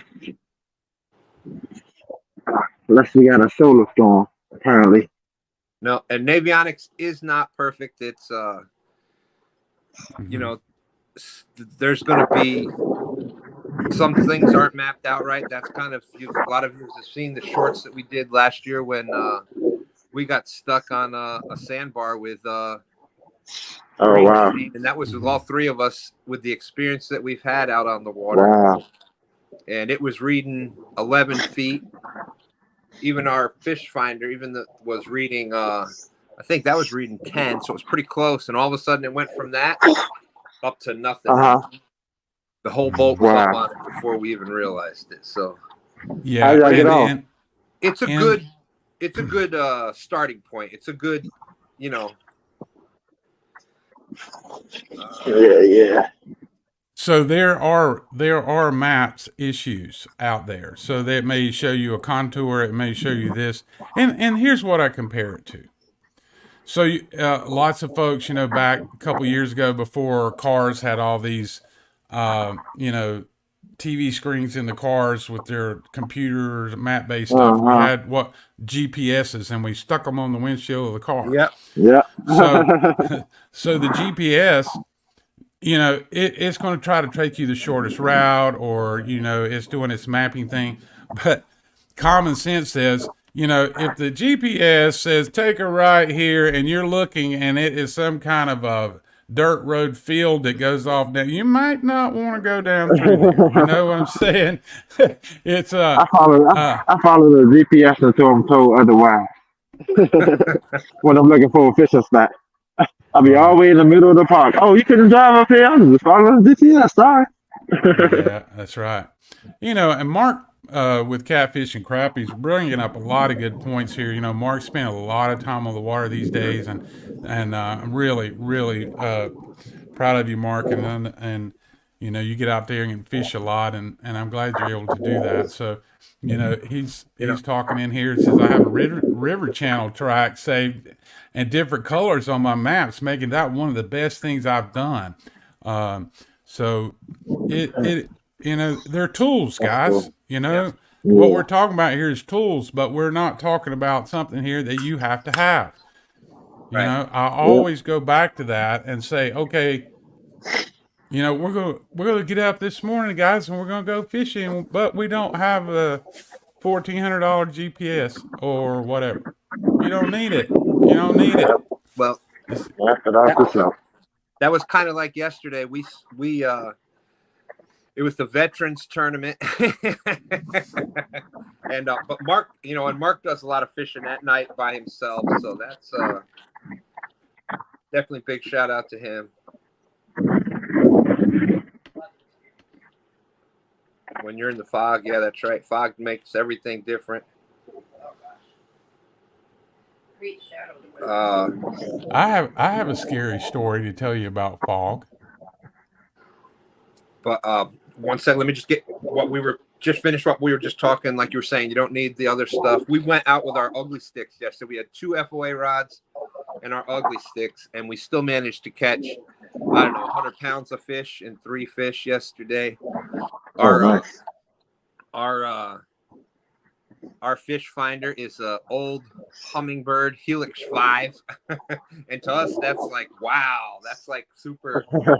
We had before that we had the hook from Walmart, the $100 fish finder. But whatever you have, use it to the best that you can do it. That's right, you can do it with a $100 Garmin Striker. Is the other stuff great to have? Absolutely. The FOA rods, the Uncle Lou rods, Big Cat Fevers, Mad Cat, all those rods. It definitely makes casting those big baits and stuff easier. But you can go out and fish with what you have, and just go out and do it sometimes. But So, story about the fog, and then I got the story about the bass fisherman and the sturgeon yesterday. Oh no, the S word. Yeah, the S word came up. Yeah, Danny, that's about the best you can do, man. Just go out fishing, find your piece. They obviously needed that stuff more than you did, and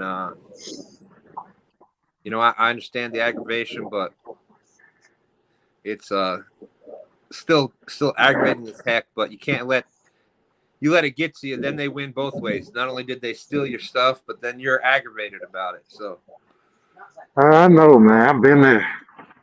no, I My hope it wife had wasn't to Black calm me Betty. down one time. I didn't hear the whole story. I know it was a gas can, and I think a rod and a reel. And Dang. Yeah, one of his nice coats and then a thermal line shirt. So yeah, it wasn't, and all that happened to him right right when the sun was going down. He was trying to get set up and get started. Dang. One of the big, but I thought he handled it excellent. That's good. That's right. Some things cannot be undone. Maybe he obviously needed it way more than you did, Danny, and you just gotta let it go. And So you have a fog story? no, you do. You got the Oh, fog yeah. story, and then I Yeah. got a story from yesterday. Yeah. So here's the fog story, and this is back in the day when you had flash graphs. So it was a Lowrance flash. So you remember you turned the depth finder on and it rolled around and flash. Yeah. And then we had a compass. We had a compass on the dashboard of the boat, and this was a little what year was that boat? 1974 Rebel bass boat. So this thing had a 115 Johnson outboard on it. Dad bought it brand new. And so we go down, we're going to do some white bass fishing and top water white bass fishing. We're fishing with little Georges, and we're going to throw those things out there. Oh. And those white bass come up and break the water in the mornings. So Little George, I haven't heard them talk about in years. Anyways, I'm sorry. Go ahead. That just brought back memories. I have one. I'll show it to you. So what happened was, as my dad said, well, it's going to be foggy in the morning, so let me get a compass reading here. So here's what he did. So he gets the boat out from the dock and he points the boat down. So it's like a river channel. It's not real wide, but where we have to go is we have to go down and we have to make a left and go back down the main channel. And it was down there a certain distance to where these fish had been breaking in the morning. So, but he knew it was going to be foggy that morning. So he pulls the boat out. He reads the compass and which way the boat's pointing. So he throttles down on the boat and it holds her wide open. I mean, wide open as fast as that thing goes. Woo! We're going down the lake. And so we're doing this in the daytime with no fog. So he's looking at his watch and he's timing it. And we go down about, I think it was 2 minutes and 10 seconds. So then he stops the boat and then he turns the boat towards the port side, and we got another heading to go down to get down there where he wants to fish that next morning. And so he looks at the compass, he sets that, hammers the boat down wide open. Woo! There we go. Here another 2 minutes, 20 seconds, and he stops the boat. And then he said, "Well, that ought to get us there in the morning." I'm like, "What?" So I'm like, I don't know how old I was, probably 9 years old or something. And then we're sleeping in the van, the old van he brought down there. That's what we did. So the next morning, sure enough, you can't see your head in front of your face. Wow. So here's Pops. Get the boat out. We got the boat. We got our stuff with us. He gets looks at that compass, and there he goes, that 2 minutes and 10 seconds, wide open, man, down through that fog. If they would have been a log or somebody out there, we would have come out of that boat and went everywhere. I don't advise this at home, children.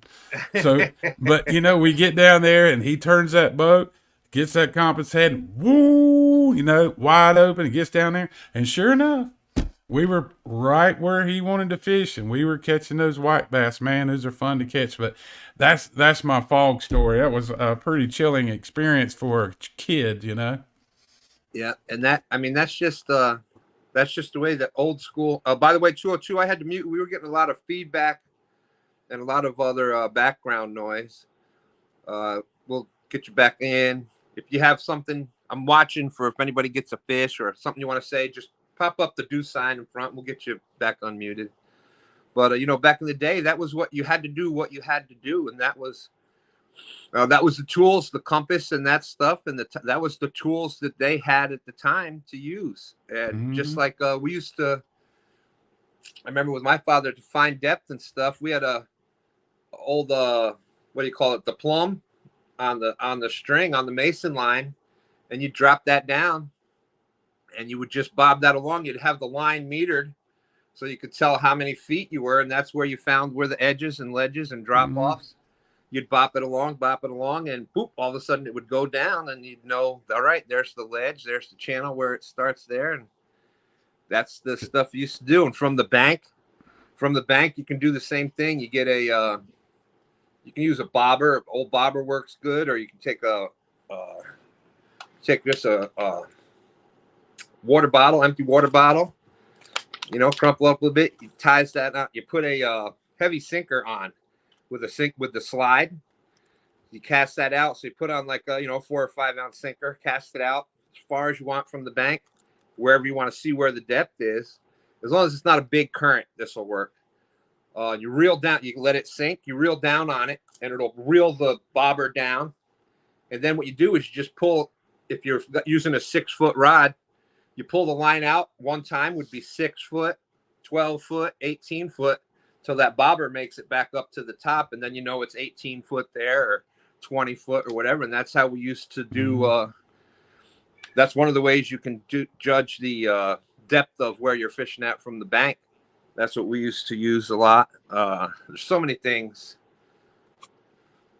Yeah, and I'm sure people still do that today. But it's, again, we're talking about, so it's not, well, I guess it is primitive ways of doing things, and without all this fancy, I was told that I have to show off the amazing bread bowl of soup that I got here. Tomato soup. Jenny just brought it up with some grilled cheese. Woo! We'll see you later, Stan. Yeah. Stan will be back in a few. Yeah. But well, that looks good, man. Oh, amazing. She's a great cook. Wow, so she made the bread and everything? No, that doesn't look like anything you can get at Burger King. Yeah. Grilled cheese is some nice wheat bread with some amazing cheese in there. There's cheese pull. Oh man, what you talking about, Cletus? Woo! That was long out there. But so anyways, yesterday with the S word came up. For those that were watching the tournament yesterday, there's another one. LG just said there's another one. I just count down how long it takes for my weight to hit the bottom, assuming no current. That's right. And you can kind of judge from there. That's another great way. Well, not only am I showing it off, I'm eating it off too. I'm popping little pieces whenever I can. But yesterday, we're sitting there fishing, and this bass boat, there's a point behind us. There's a point, and that's where we were actually, when you're catfishing, when you're anchored up, you don't want to be necessarily right on top of them. So you come past your target, it's about however many feet, and you know how deep it is. So you cast your lines out and you go. So we were fishing back towards that point. Anyways, a bass boat pulls up in there, and we were getting all, we're like, look at this guy. Can you believe? Don't be this guy. And he just had no clue. Had no clue about the way that catfishermen fish. He just assumed that we were. He just assumed that we were totally out of the way, or that he was totally out of the way. Had no idea. Anyways. Once they fished the spot, they caught a little bass there and stuff. And I know why they fished there, because it was a point coming out into the channel, et cetera, et cetera. Anyways, he gets done fishing. He comes past us, and he's saying, "Hey, how you doing?" Turned out to be a nice guy, just clueless about catfishermen. Anyways, asking certain things, and he's like, "Man, have y'all seen them sturgeon? Anybody ever catch any of those?" Has no clue who he's talking to. Y'all ever hear of anybody catching any of those? No. So now everybody we've talked to, like, this is, the whole sturgeon thing here is because it does not happen. Like, there's people that have fished this river 30 years that have never heard of anybody catching one here. And so the chance that some random guy talks to another random guy out on the river, and we happen to be the one boat that's ever caught one out there. Right. Like, it was just, Stan3 and I were just dying laughing. But what's the chance that this guy is asking him? So, of course, I had to give him the sturgeon story. It was a hot day. It all started when I was a little bitty boy. Yeah. Hey, Curtis Cunningham. Hello, all. Hey, Curtis. How are you, sir? That's right, Dan. Danny's like, oh, boy, I bet that guy regretted asking that question about 30 minutes later. That's a 2-hour story, Danny. Oh, yeah, man. I can drag it out. Oh yeah. Last CatCon, we went to, speaking of this, I see that we have, Lauren wanted to go fishing. Welcome. Lauren wanted to go fishing. Agent Marilla. They can hear you. You can Hello. talk to them. Hello, Lauren. I kind of suffered him to do this. It's okay.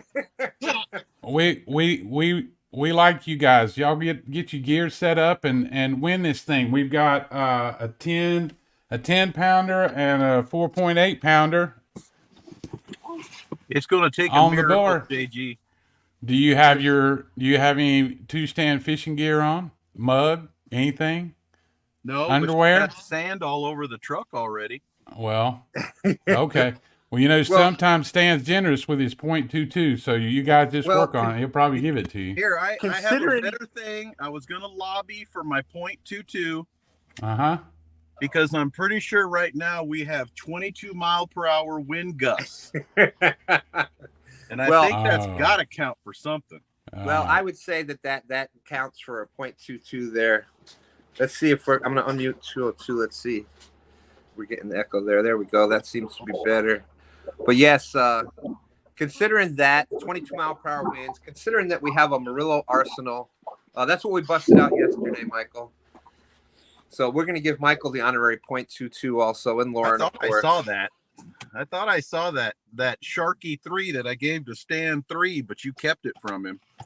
I would never do something like that. Yeah. Those guys are worse than kindergartners about sharing things, Marilla. Hey, that's Catfish and Crappy in here. Lauren for the win. That's right. That's right. Well, I haven't seen any fish be caught off this bank for maybe 2 or 3 weeks. So it's going to take a miracle. But it's also a really good bank that you can just hop right back in the truck. We like that part. It was the only way she was going to survive today for any amount of time. All right, man. We'll get out there and get it baited up. Let's roll. It looks like she brought 6 Pop-Tarts, some Hostess cupcakes, Scooby snacks. And that's important stuff. The snacks when you're doing the fishing from the truck. Sorry. Oh, she brought some spicy beef sticks too. You know, you gotta have that protein. Gotta be prepared. That's right. That girl, Lauren. And out of all that stuff, a lot. Yes. Yeah. What is your favorite snack out of all of those, Lauren? Spicy beef stick. Woo! I knew I loved her. That's my favorite one too. Yeah, she probably back that up with a spicy V8 too, and just crush us all. Agree. 922 Crappy Barbecue in the house saying, "Oh boy, y'all better step up your game. The champ is in the house." Did James show up? James is here. Oh, James is the champ. And Timmy's We've got like what, a dozen of these or more now? 2 dozen? Yep, Timmy has won a lot of them. Got Jody out there. Jody's won a bunch. Jody's won STANday? Yeah. Awesome. I thought I saw at least one victory from her. Captain Morgan has won before. Murillo was on a roll there for a couple of weeks. Yeah, there was a couple of weeks when they were rolling through pretty good. Man, Uncle that Donald bird better get away from my lines. You see that bird out there? He was Donald over Knight there. Sr. out there. What's up, my friend? I think he was messing with Rod 4. Leave us He alone, left. bird. He left. Leave us alone. Look at there. I'm always amazed that you are the farthest one, Michael. You are the farthest person from saltwater. Yet you always look like you're fishing in the bay or on the during surf, doing some surf fishing. Yet you're the farthest one from saltwater, but you're the one that always looks like you're fishing it. Usually when it's nice and windy like that, it just pushes everything closer to us and everything's nice and easy. But there's a problem now. It's that the water is like, I don't know, 50 degrees, 48 degrees or something. Michael, I'm going to say you're probably in the upper 40s by now because even here we were 50. Excuse me. I think STANday said we were 58 yesterday morning when we got on the water. So even here in Virginia, we're already hitting down into the mid-ish 50s there. So I'm sure you're in the 40s by now. Danny Stone said, let's fix this whole layout. Danny Stone said, yep, it's all over now. Lauren going to smoke them. Danny would know the temperature. And then since he's south of me, I'd usually take off a couple degrees. That's where we're at. I know this much. We're not sitting out there. We're in the truck because good Lord. What's going on, Captain?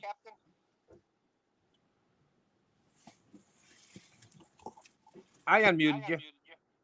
62, the water temperature here. 62. All right. I don't hear no echo. Tennessee. Yep. Oh, yeah, there's an echo. Oh, is there? I don't Yeah. hear it. Yeah, we have to mute the Chrome guys out. Okay. Cool. Hopefully, Yep. Lauren's going to Hopefully they're start gonna get laughing that because she fixed. hears herself laughing. hopefully they're going to get that fixed pretty soon. Yeah. You see the cool cats comment, Stan? Donald Knights has been away for a while, going to catch up. Cool cats. Hey, now I want STANday when I was the only one. That's right. One STANday when I was the only one fishing STANday when he was unable to make it in. That's right. That's right. James did rock it that day. There was still a STANday even when we didn't make it. Heck yeah. James had the STANday without the stand.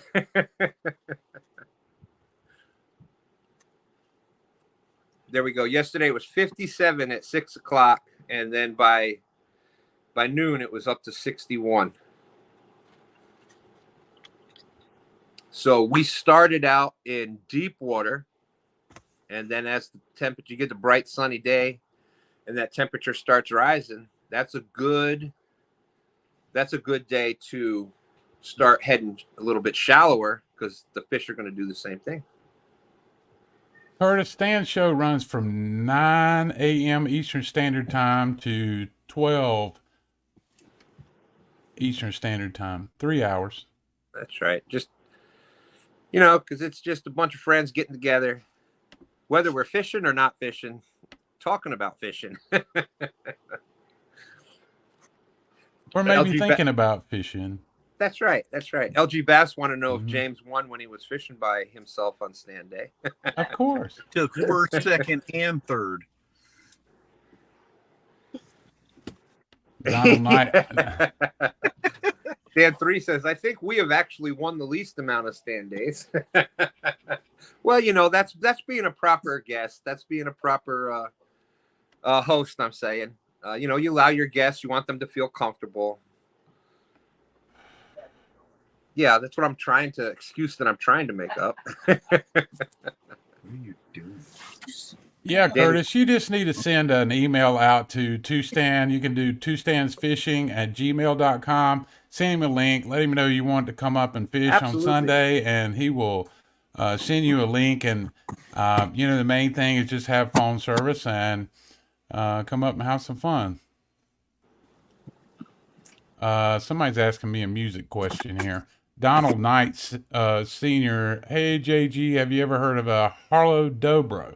I've not particularly heard of that particular brand, but we have several Dobros that we record with, and they're just fantastic instruments. Well, boy, We I'm use a glad he lot- was asking you that one because I was like, I have not a dang clue. Yeah, that is we use Dobros a lot with slides, so metal slides to do different things. There's laptop Dobros, there are finger picking Dobros, but the Harlow I have not. Sorry. And Curtis, absolutely, anyone can come up. That's what STANday is all about, and we'd love to have him up here. Or her. Curtis came up on Danny's show for just a little while last night. There you go. There you go. And he caught a fish. Oh. Let's go solo layout. Way to go, Timmy. Bullhead. You're on. Oh, you're muted yourself, Timmy. Channel cat. But nice channel cat. He can't feel his fingers, man. Let's not give him too much guff about being muted. At least he's catching. At least we need to catch one. 4.6. 4.6, Stan. All right. Do you still got your notebook there, JG? I do. Well, would you mind being the official scorekeeper for the rest of the show? Oh, yeah, no, I have no problem with that. Good. Thank you. Yes, sir. You're gonna have to get a raise now. Yeah. Checks in the mail.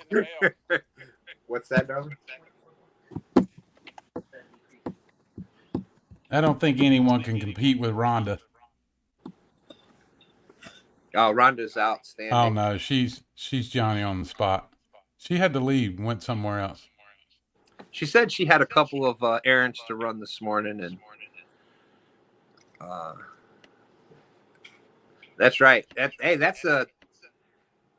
Dustin saying JG putting the score in his old age tablet. Mm-hmm. Hey, that's a brand new tablet.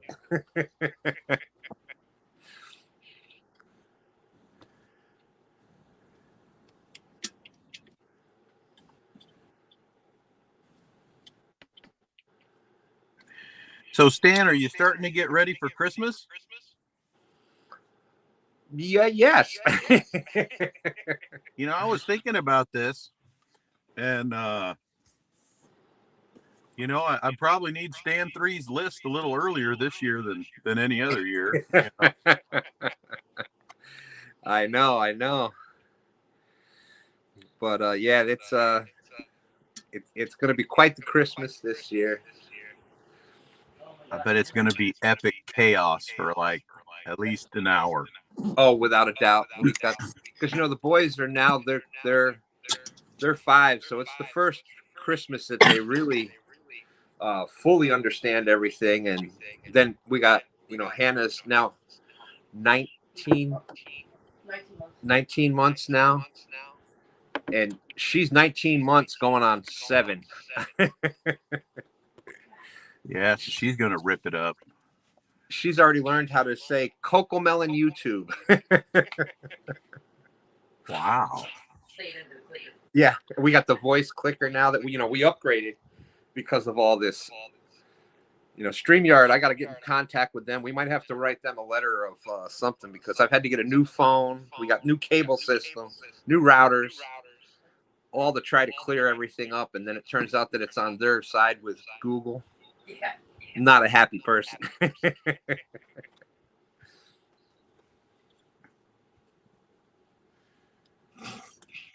Jody just flashed the peace sign. She's up to something, Stan. Thank you. We unmuted her solo layout. I think. On one. Ooh, all right, Jody. Oh, that might be the magical 2.22 pound blue cat.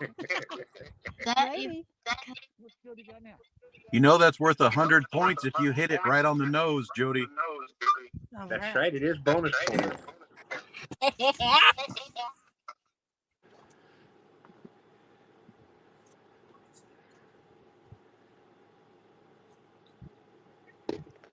Yeah, Curtis, just email me twostandsfishing@gmail.com. Would love to have y'all come up. You know, Jody, you know Danny's going to throw some stuff at you saying, "Oh, ain't it cute?"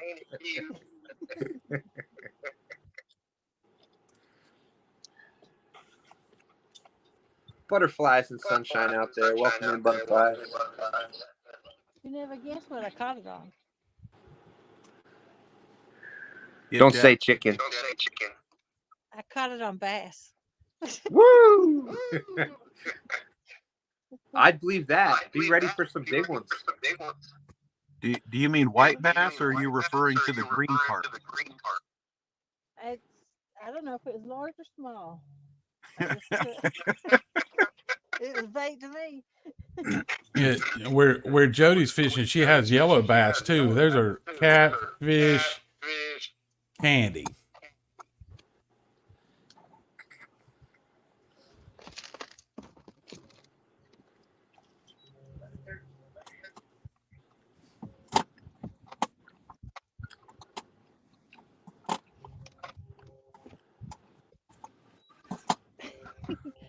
You gonna take the grips off? Oh, too heavy. Oh, too heavy. 2.24.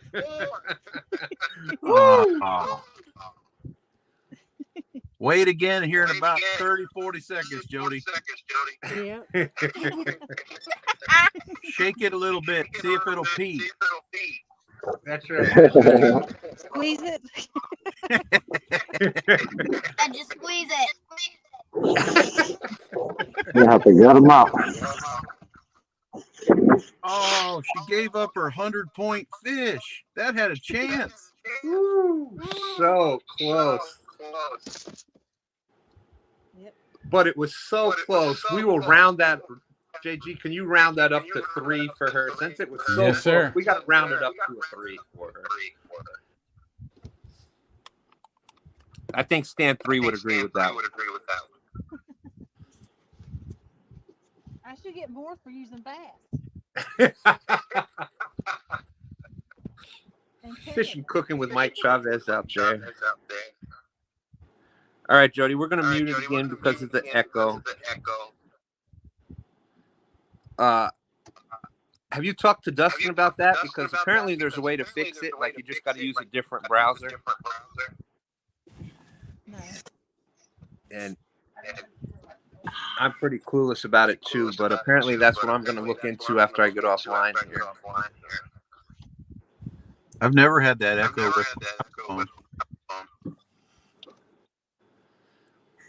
I said Apple phone on purpose, Dan. Oh, you were heard that before, right?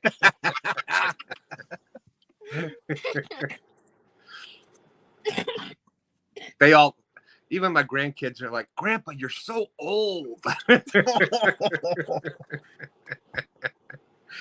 They say it with a smile and laugh, of course, but You're losing. I'm not that, hey kids, you're losing your cuteness award. I'm not that old, am I, Lauren? No. No, you're old. Oh God! Well, old is less than that old. That's true. You know, that's true. There's several stages. Old. Yep.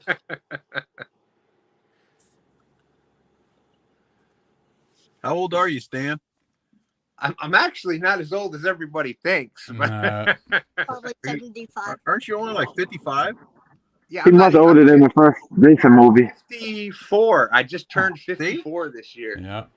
See, and I thought you were okay, turning son. 55 this year, so you're a year younger. So that's awesome. That's Just right. think we're looking forward to 54 more years of STANday. Oh, well, thank you. It's just balanced up. And Mark from Catfish and Carp wants to remind everybody that I am actually older than he is. You're older than my daddy, Stan. Yeah. That's you. Yeah. Yeah, I I hear don't that a need. lot. I don't even want to bring up my age then. 922 says 54. You are old. Well, you know when I felt really old was when Stan 3 and Austin Fishing Fever went out fishing, and I found out that Austin's actually younger than my son. Like, oh, Yeah. well. Austin is the young man. Yeah, we had some Curtis, new neighbors move Curtis Cunningham was asking a question there. He said he couldn't figure out how to read chat last night. When he was up on Danny's. He was using his phone. What you can do is go to front camera mode, wide angle, and the settings of StreamYard, and then when you get on the back side, you can just hit more, and then you can't see the picture, the screen, but you can read chat. But your camera's still working out the front of the phone. So yeah, it's a learning curve, Curtis. You'll figure it out. And there is another way that I just recently found is if you can put your phone, your Chrome into desktop mode, it actually shows up like it would on like the computer. So you'll have chat over to the right. You can actually log in as like YouTube chat, and you see everybody up there, plus you see chat, but you got to go desktop mode on your Chrome browser. Now, apparently we're going to have to do Brave browser or Firefox or some of this other garbage. I don't know. We're going to have to come up with a different animal. But that's going to be the solution for now. I had downloaded, I think it was somebody out there was saying, I think it was Mick Whiskers was saying that Brave was a good browser to use. Great. So I downloaded that real quick, but I just decided to forego all of that learning curve and just use Stan 3's iPhone, which was set up right here. So all I had to do was hit a couple buttons and I don't have to deal with anything else. But and that worked out really great for today. Yep, it's working out great for today, and we'll get it figured out. Thank you, Stan 3, for making making our lives easier. That's right. Jenny Stone said, "I'll be 58 on November 28th." Oh, that's Beanie's birthday. No, Beanie's 25th, right? Yeah. We had to think there for a second, Danny. Tiny Smith's birthday is the 25th of November, so he says, "I'll be 58 on November 28th. I have the heart of a 20-year-old and the back of a 90-year-old. My heart gets me into a lot of pain." Amen, brother. I'm the my heart is still good. It's the body and the back that yeah, not so much, and the legs and the knees and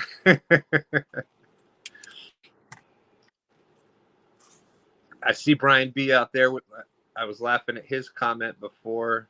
Stan's birth certificate, where'd it go? Let's just say Stan's birth certificate is we lost Mr. Stan. He fingered himself right on out of the panel. All we got to do is say sturgeon, sturgeon, sturgeon, and he'll come back. Oh, he's trying to come back. I'm pretty sure he was going to say it was Ashton Stone. He's back. I don't know. I think I hit the wrong button. You already got some. You got some wide shoes, Stan. I think you need a wide keyboard or wide screen. Hey, Stan. They make these really cool tools called stylus pens. You know, just you know what? I need to get one of those for sure.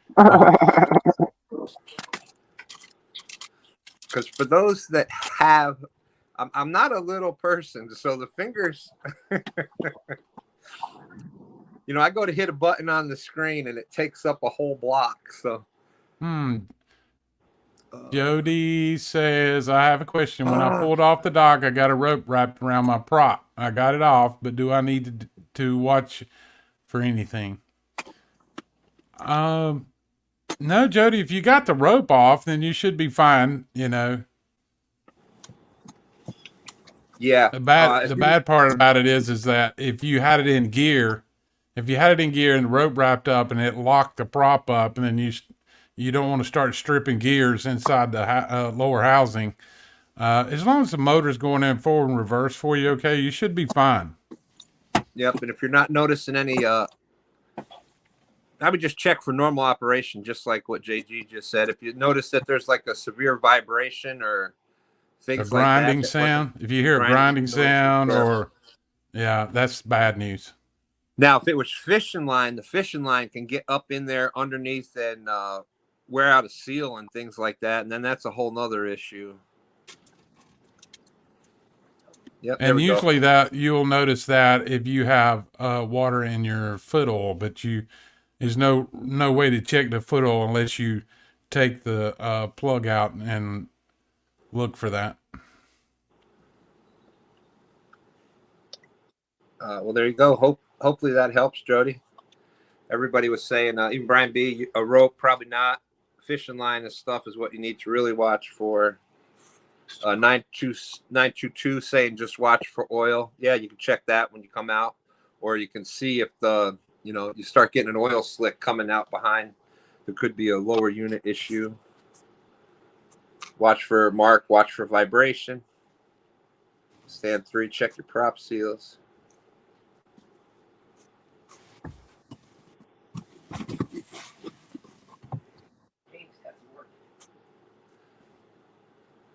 Not sure what I mean, it ran fine, but water was choppy coming out. I don't know if that means coming out from behind the boat. If you had the motor tilted up too high, maybe that's why it was pulsating or, in the water. I don't know exactly what you mean by choppy coming out, Jody.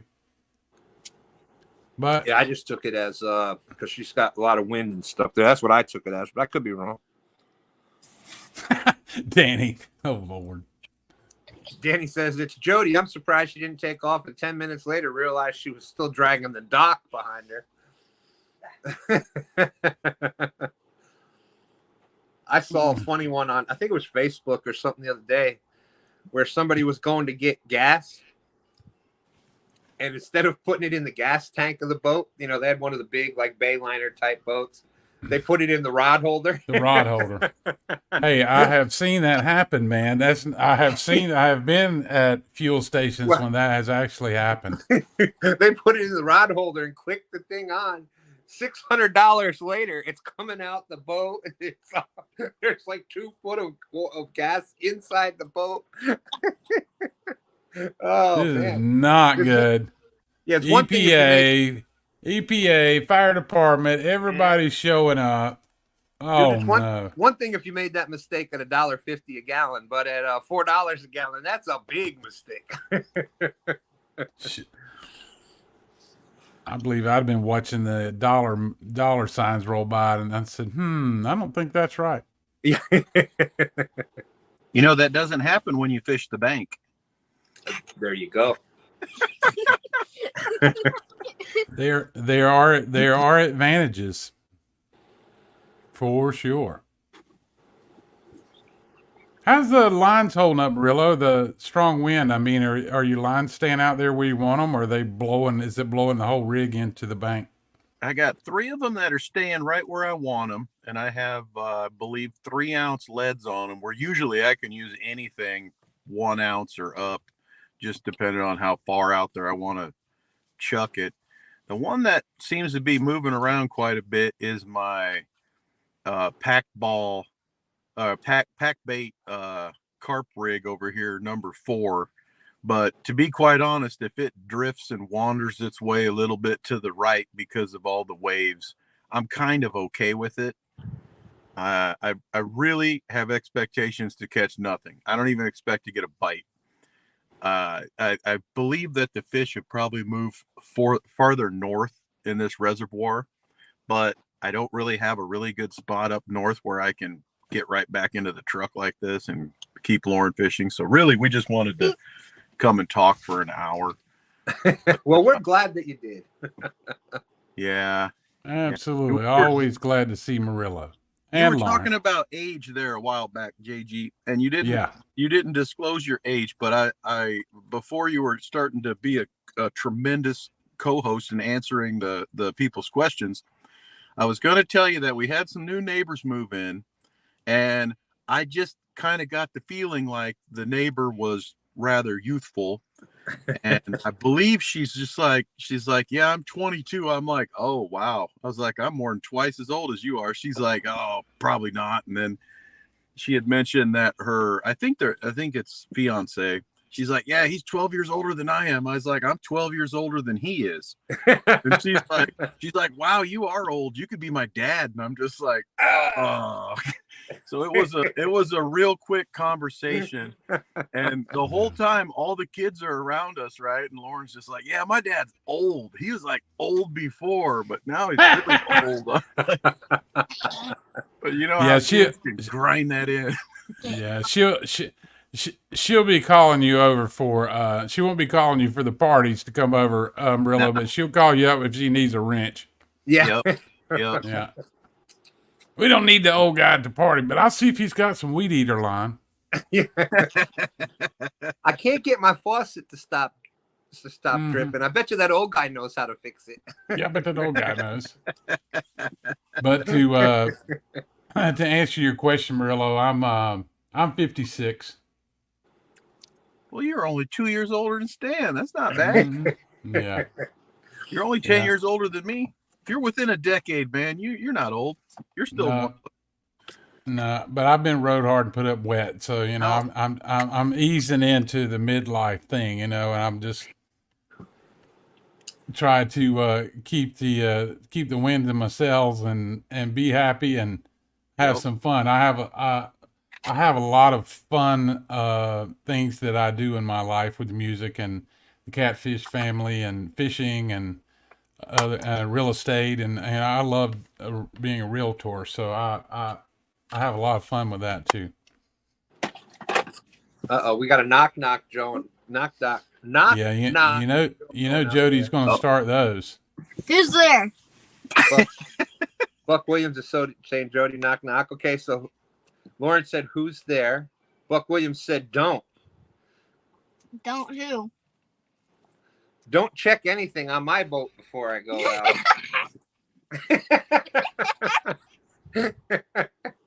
Well, there you go, Buck.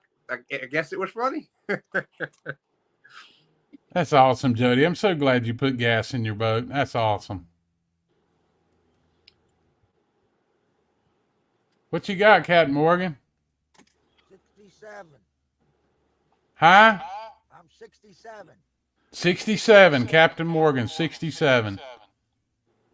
Well, God bless you. I would not have guessed it. I guess the echo's still going on. Yeah. Now and then. They're going to fix it soon. Yeah. They got to fix it soon. I'm sure there's I would say Google's got to be one of their bigger browsers that they use, or one of the, because that's what, you know, most of the Androids, that's what it comes stock with. So most of us don't even think anything about using a separate browser. We just use what's on the phone.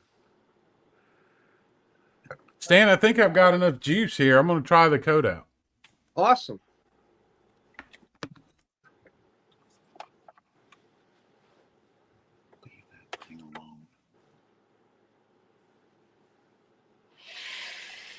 Hey, Stan.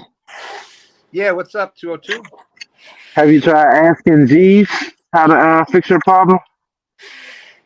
No, I did not. I didn't know they still had Ask Jeeves. No, they don't. It's a joke. It's a joke that the young ones wouldn't get, you know. Like, who the heck is Jeeves? You got me.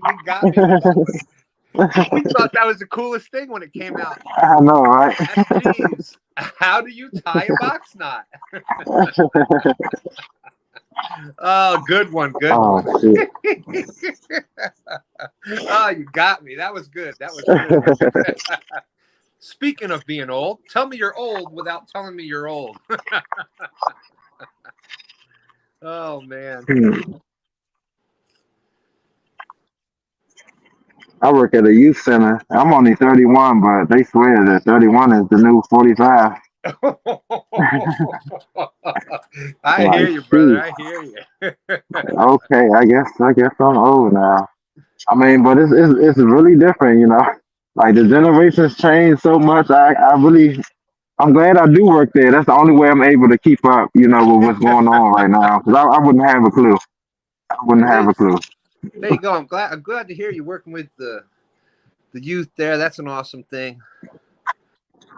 Yeah, it's a high school program, after school program. They come, we give them snacks, feed them dinner. It's a Christian organization. We work with at-risk youth in Oh, that's Southeast awesome. DC. Yeah. That's awesome. That's awesome. Give them a place to go. Thank you, man. Some people to look up to. That's great. Yeah, it's a great organization. And I just started recently working at my old high school, so now I do both of those. So I'm just pouring into the kids every day, man. So it's great. And I can attest that, man, that does keep you young. You're hanging with the younger ones. You do. Oh yeah, oh yeah. I can't slow down. I gotta keep up with them. We got weight room in there. We got studio and stuff. Pool, ping pong. Nice little center for them. So yeah, we have a good time in there. That's awesome. Here we got Goober Time God Service out there. Hey, how's it going, Dan? Mick Whiskers fishing this back. You missed a bunch of, he said, what did he miss? He missed a bunch of, we had a bunch of jokes. We were making fun of just about everybody. We were talking about some technology like Navionics and the Apple phones. And we were talking about Ask Jeeves. Oh yeah, we took it back.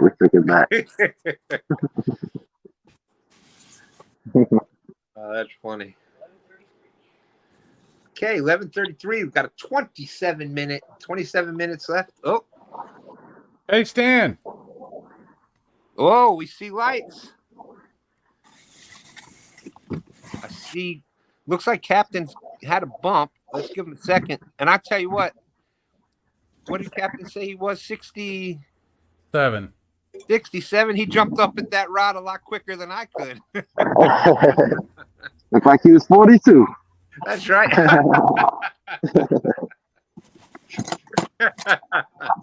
He must got one of them young hearts too. That's right. There it is. His back gonna be complaining later. Why you jump up so fast, man? Yeah.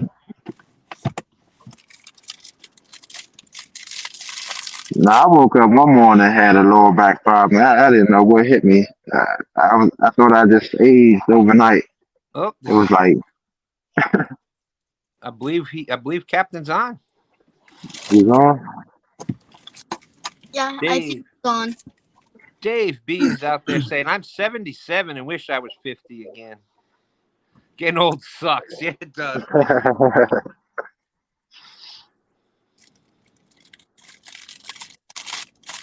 Donald Long saying at 65, you just happy it keeps running. That's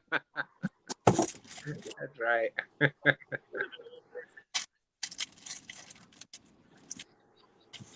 I give it 9 pounds.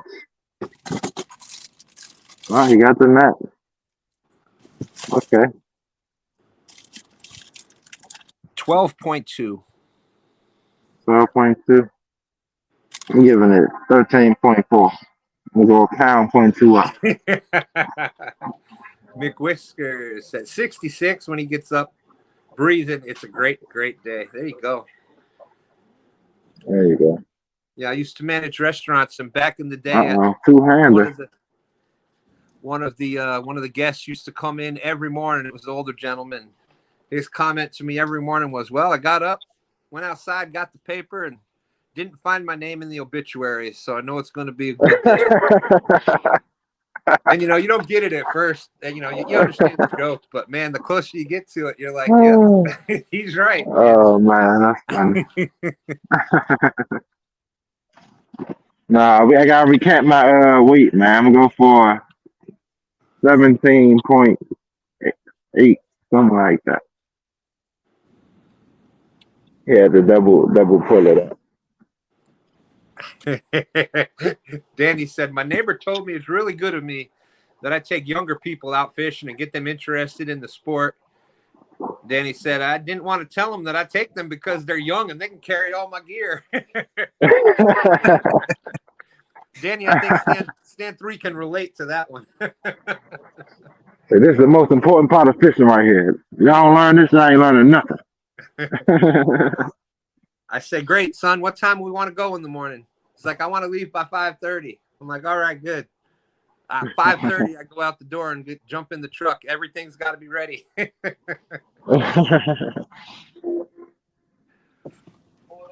Yep. Hey, he gets the privilege of taking me fishing. What could be better?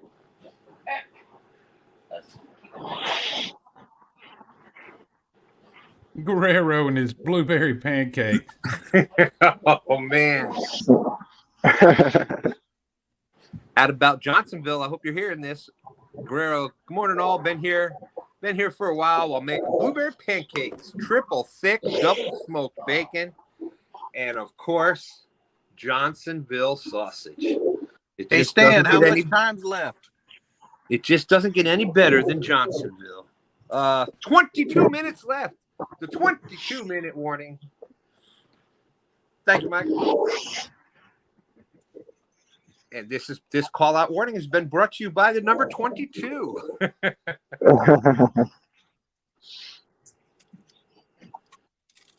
That's right. LG says, every day when I wake up, I check my pulse. Yep, I got one. It's a good day. Fishing with Mike Chavez is out there. Always great to see Mike.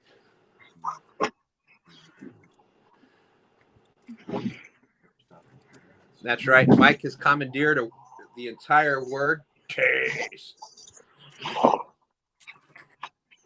How many of us now, when we see a good food or we try something good, how many of us are trying something for the first time?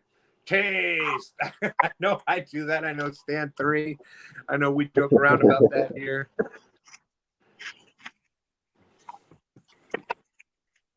Absolutely, Miss McWhiskers. I love that name, by the way. I've said that before, but that name is cool, McWhiskers. We can look at it this way. We can still compete in sport after we reach the golden age. That's right. Even though it's one of the least physical sports, but yeah, I agree. I don't know. I've had some pretty severe injuries while fishing. I've shattered ankles. That's for sure. That's for sure. But it's not guaranteed. 7.24. What was that? 7.4. 7.24. Okay, not bad. Nice fish, Captain. Good job, Captain. Good job, Captain Morgan. I think that nice one. Well, we'll have JG will be doing the score update here. Fishing Fever, there's Austin. He was asking about the score update. JG is using his handy dandy notebook or the new age tablet. So we've got Timmy with 2 fish at 4.8 and a 4.6, and Captain Morgan is 10.1 and 7.0. We got Jody with a 3-pound fish. So Captain Morgan is in the lead. Not bad. Some fish being caught this morning. Michael Lauren and 202 have all joined us here. Joined us here late, so there's still time. They still got 19 minutes now. 19 minutes. No, the only fish I was catching are with that cast net over there.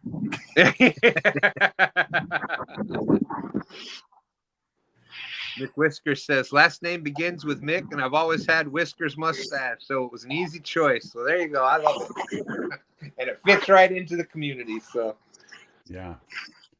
So for those that didn't know what I was doing there with the light on the coat, we were talking about some fishing boots this morning earlier in the show, and ankle boots that are not insulated. We started talking about battery heated clothes, maybe some battery powered socks using those, and then I have a Nomad heated jacket, and it runs off a lithium battery, and so the jacket is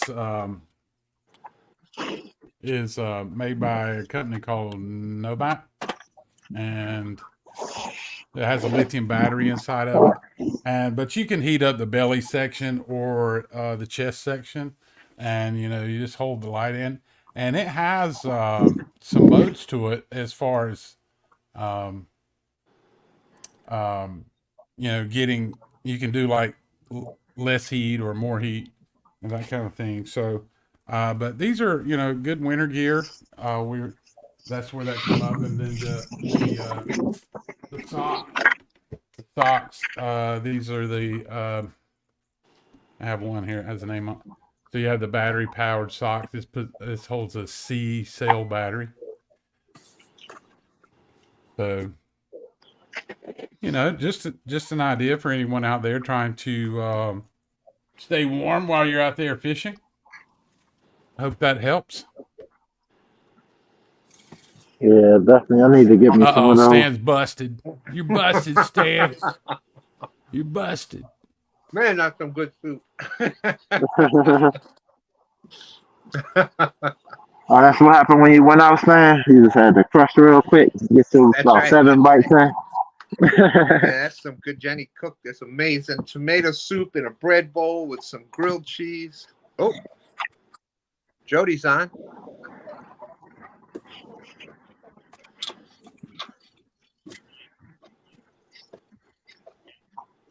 And this is what was happening yesterday. Happens all the time where you get the one person gets the fish, then another bite, then another person.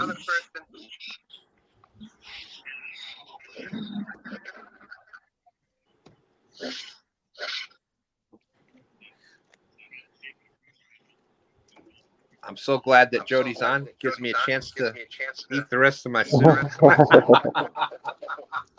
Hey, Stan, tell me a Sturgeon story. That's 0.22 off for you. 202. Oh.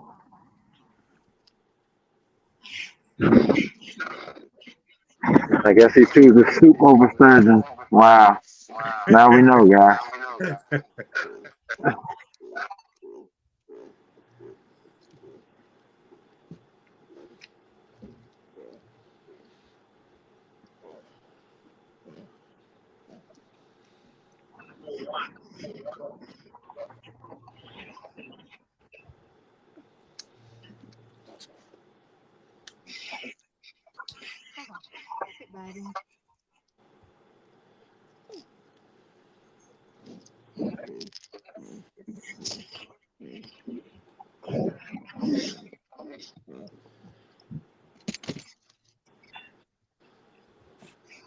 You gonna take the lead, Jody?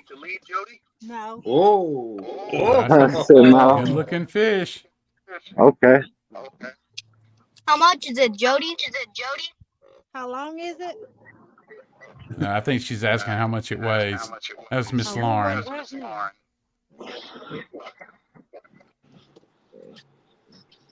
I'll just weigh him in the net since he's a little chunky. that'll work. Because we've got such strict rules here.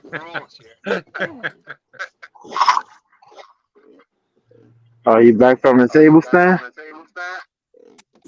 Maybe. I'll weigh the net in just a minute. That 16.34. The net probably weighs a couple of pounds, Jody. Yeah, take off 2. We'll Nice. take off. Yeah, I'll just take off 2 pounds. Don't worry about it. Okay. Nice fish. That net might not weigh full. Hey,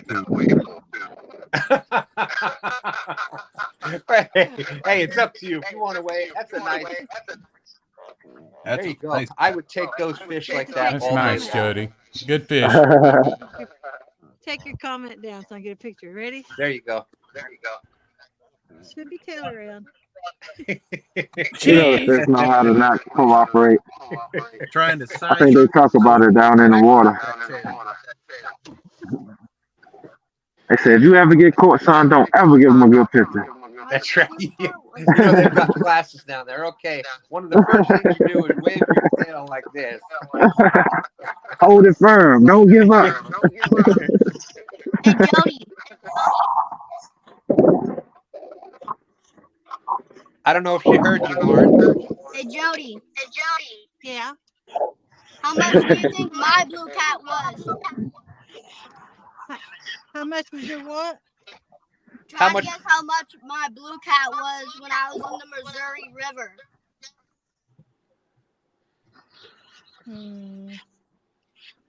12.2. Nope. Oh, that was close. Nope. 11.66. That was super close. That was a good guess, Jody. That was a good guess.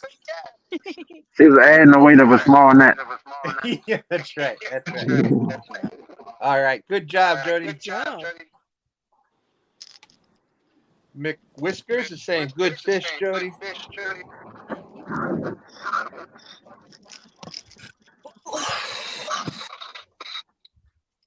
Yeah, Tim, we're aware of the echo. We've been fighting that.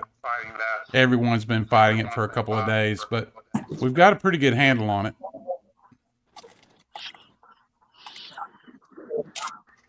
We know who to mute. We're using the ignore method. Well, Stan's driving the bus on the mute button. So if we mute folks with the Chrome, if we mute the folks that have the Chrome, then we don't have the echo issue. Good.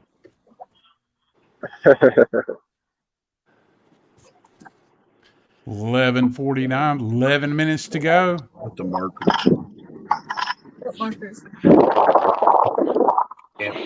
Means you yes, Tim. It is a StreamYard Google Chrome issue where they're not playing well together, and it's not every Google Chrome, but I think it's turned to that now because at first it was just my phone, and I switched to my wife's phone, and she had the same phone I did, but it was no issue on hers, but it was an issue on mine. And it started. I think it all started when StreamYard is doing the app. There's a StreamYard app. It's in beta testing, but it's only for Apple phones. So I think when they did whatever they were changing around for that app, I think that's what affected it. In my opinion, I think that's what happened. I don't know, Stan. I think her phone just don't have as much fat finger damage. I think the internet's just not working. I agree with Lauren. I think it's the internet's fault. I think there's difficulty too. Stay in here and be entertaining. I'm gonna go get some stuff. All right. Entertaining, not crazy. So, Lauren, how is school going this year? Tiring, I bet. Stressful. Mostly tiring because my teacher broke her ankle stepping in a hole. Your teacher broke an ankle stepping in a hole. Yep. Oh man, I've done that before. That's not fun. That's what old people do, Lauren. I know. She knows. My teacher is not old. She's only like 29 or something. Oh, shit. Oh, you one of those cool young people. You think that's not old? Okay. I think Captain Morgan is the oldest one here. Probably. Yeah. Probably. Yeah. Might be. He said yes. And proud of it.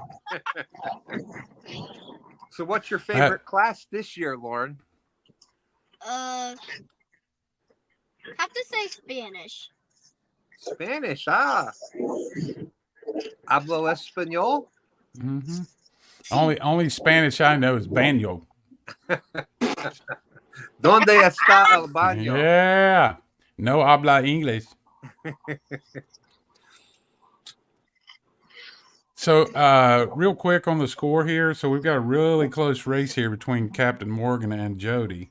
So Captain Morgan is at 17.1 pounds and Jody has 17.3 pounds. And so that's really close. Woo. Well, I didn't realize it was that close. Yeah. And of course, we've got the .22 for Murillo and his high wind issues. We've got the .22 for 202 for just showing up. Nah, I got you. You took it away, remember? Because I asked Stan about the sturgeons. I know. I told. Well, you learned your lesson, and I gave it back to you. Okay, thank you. Yeah. JG gets to .22 for the two stand logos, wearing the swag. That's right. Remember that? Get your swag at Two Stand Store. And while we're here, let's not forget our friend down in South Carolina with Mr. Freddie Beck with FOA Customs and Gear. If you want to reach out to Freddie, very approachable fella, and get you some hooks, rods, a lot of good tackle there for you. Absolutely. And Miss Jody, she's sponsored by lots of folks. I think one of her big sponsors is Catfish Clothing. We'll reach out to Catfish Clothing, get you some gear. I don't know if Jody has a code or not. Yeah, Catfish Clothing for Miss Jody. Here, let me unmute her. I believe it's Jody 10, right, Jody? Jody 20. Oh, Jody 20. 20. Sorry. Woo! Jody, you want to plug Catfish Clothing a little bit? They got really nice stuff. I got my force rods from them also. And he's really nice. He's a good businessman. Helps people out. He's got stickers for like 50-pound club, stuff like that. You can build your own jersey. And Minotaur Hooks is sponsored by them. It's Jody 25 there. Okay. And Triple City Anglers is Jody 10. Well, there you go. Thank you, Jody.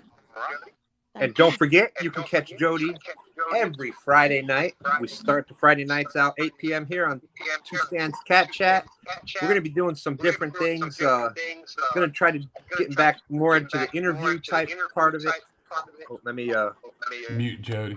There you go. Did the interview with Austin a couple weeks ago, and that was a lot of fun. So going to be doing some more of that and bringing people up for different topics. I want to bring up somebody I want to get in touch with somebody at the college here at VCU that's involved with fish biology and whatnot, and talk about proper handling of fish and how long they can stay out of the water, what's the best way to hold them, things like that. What kind of programs they have for what studies they're doing for try to see catfish, but I know they do sturgeon here, and what other studies they're doing, that kind of thing. We're gonna have some different businesses come in, talk to some people about some pretty cool products they got coming out. And also, I think, Stan, you mentioned one time about possibly having one of the crew members or a boat captain that for one of the barges come up. That's going to be interesting. I'm going to try to get back. That's the one I want to watch. Yeah, I'm really interested in that because I think that could be a really good safety. More we know about each other. Like the bass fisherman and us yesterday. Mm-hmm. He really wasn't a bad person, but what he did was the way he did it. What he did was wrong based on how we were fishing. He just didn't realize we were fishing right there, even though we were down from it. We had our rods cast right back to where he was. But the barge, we couldn't set up on the schedule on a Friday night, and that's been kind of the hold up on that. But then we kind of both had other things going on, so I'm gonna get back in touch with him. We had Epic Catfish. He's told me he wants to come up on a pretty regular basis, so we'll have Epic up on Friday nights quite a bit. So if you have any questions ready, definitely we'll get them out to him, and be talking about some more of that stuff. But that's the kind of stuff I love, talking with people, finding out about what's good, what's different about them, and different topics. So that's going to be some fun stuff we're doing there. We'll be having some people up for their channels and all kinds of fun stuff like that.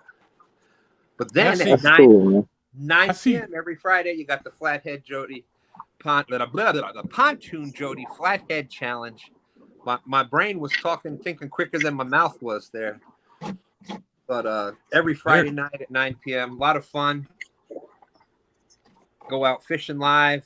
Get double the points for flathead. Channels and blues are worth 1 point per pound. So definitely a great show there. Let's see. Absolutely. And then I see Curtis Cunningham in here making a few comments. And Curtis, these guys out here, they're fishing live. You know, you just get their emails and let them know you want to come up or however you want to do it. And I'm sure that they will be glad to have you and Absolutely. get out there and fish and enjoy things. And as you learn, you know? Absolutely. You're always welcome, Curtis. Hey, Stan.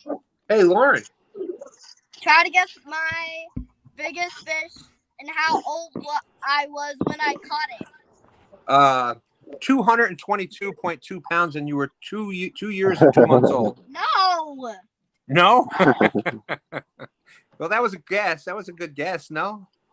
Nope. Well, let's see. I'm going to say, how about 22.2 pounds? Nope. Am I warm or cold? Nope. Warm. I was but warm? It's actually less than 20. Okay. Yeah, try 11.2. Huh? Try 11.2, Stan. Let's try 11.2. Nope. Higher. 11.6. Nope. 14.2. Nope. Higher or lower? Do you want me to tell you?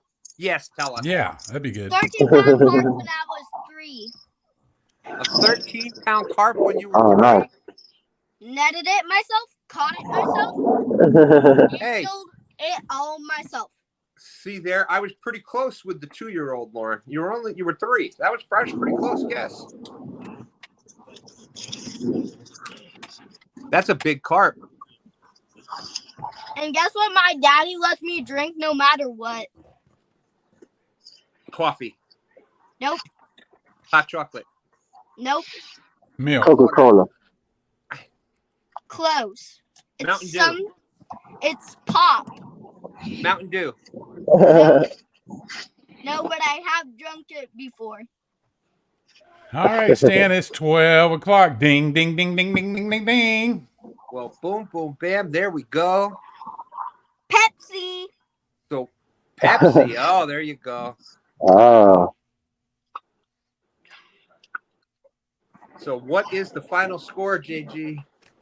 All right, the final score here is Timmy at 9.4 pounds. Captain Morgan, 17.1 pounds. Jody has 17.34 pounds, which is the winner for today. Congratulations, Jody, on winning STANday. Nice, Jody.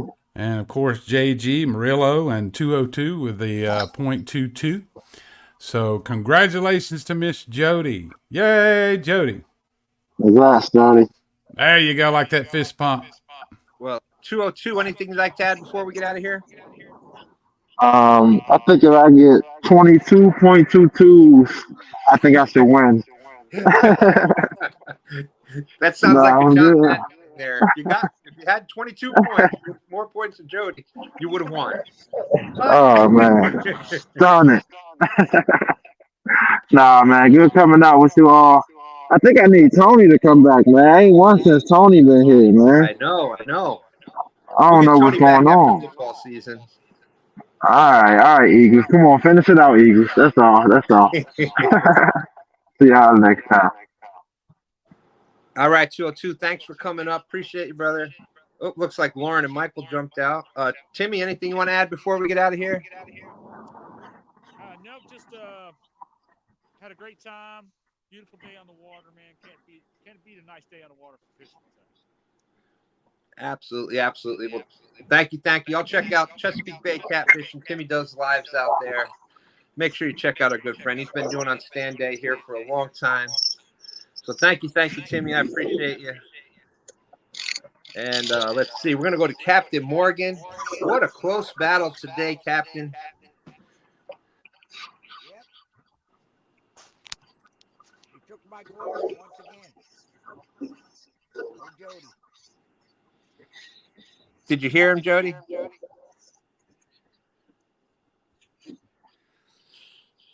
Well, hopefully it'll be better backstage. Thank you, Captain. Great job. Thanks for coming in. Jody, congratulations. Thanks. It's funny who just made the joke. I would think it was Michael Murillo that made the joke earlier. And there you go. Boom, boom, bam. You didn't win it today. So great job, Jody. Appreciate you coming up. Make sure you check out Jody, all of her sponsors. Much love for Jody there. JG, anything you'd like? Oh, thanks for having me up, Stan. I appreciate you letting me come up. I would have gone fishing today, but I'm having a no water issue on my lakes. The boat ramps are not long enough for me to launch.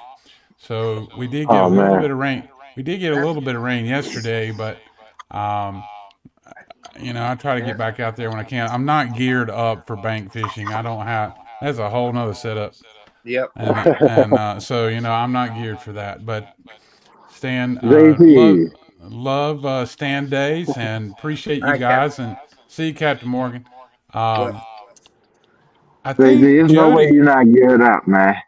I think Jody mentioned in here that she was going to go fish on another channel. Did you see that after this show, Stan? No, I missed it. Yeah, go back up there and let's see what she said. Or she's already popped out, hasn't she? But I think she said she was going to fish another channel after this. And I was going to let the audience know if they wanted to go check it out. Yeah, find that one out. And a person.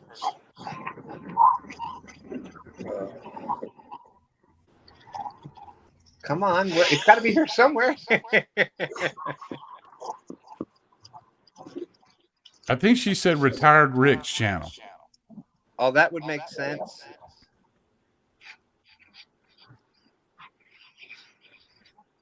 It might be too far up here, or I might have just missed it.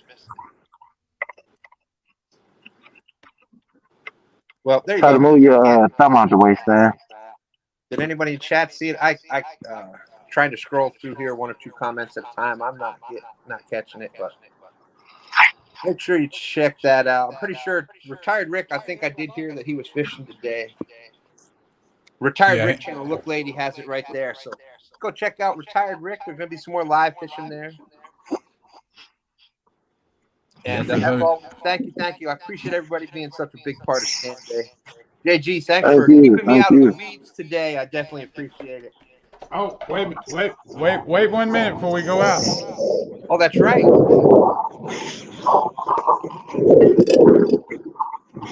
a minute, I've got to get the setting right here. Okay, here we go. I can't believe we forgot about this. Can't have STANday without cowbell.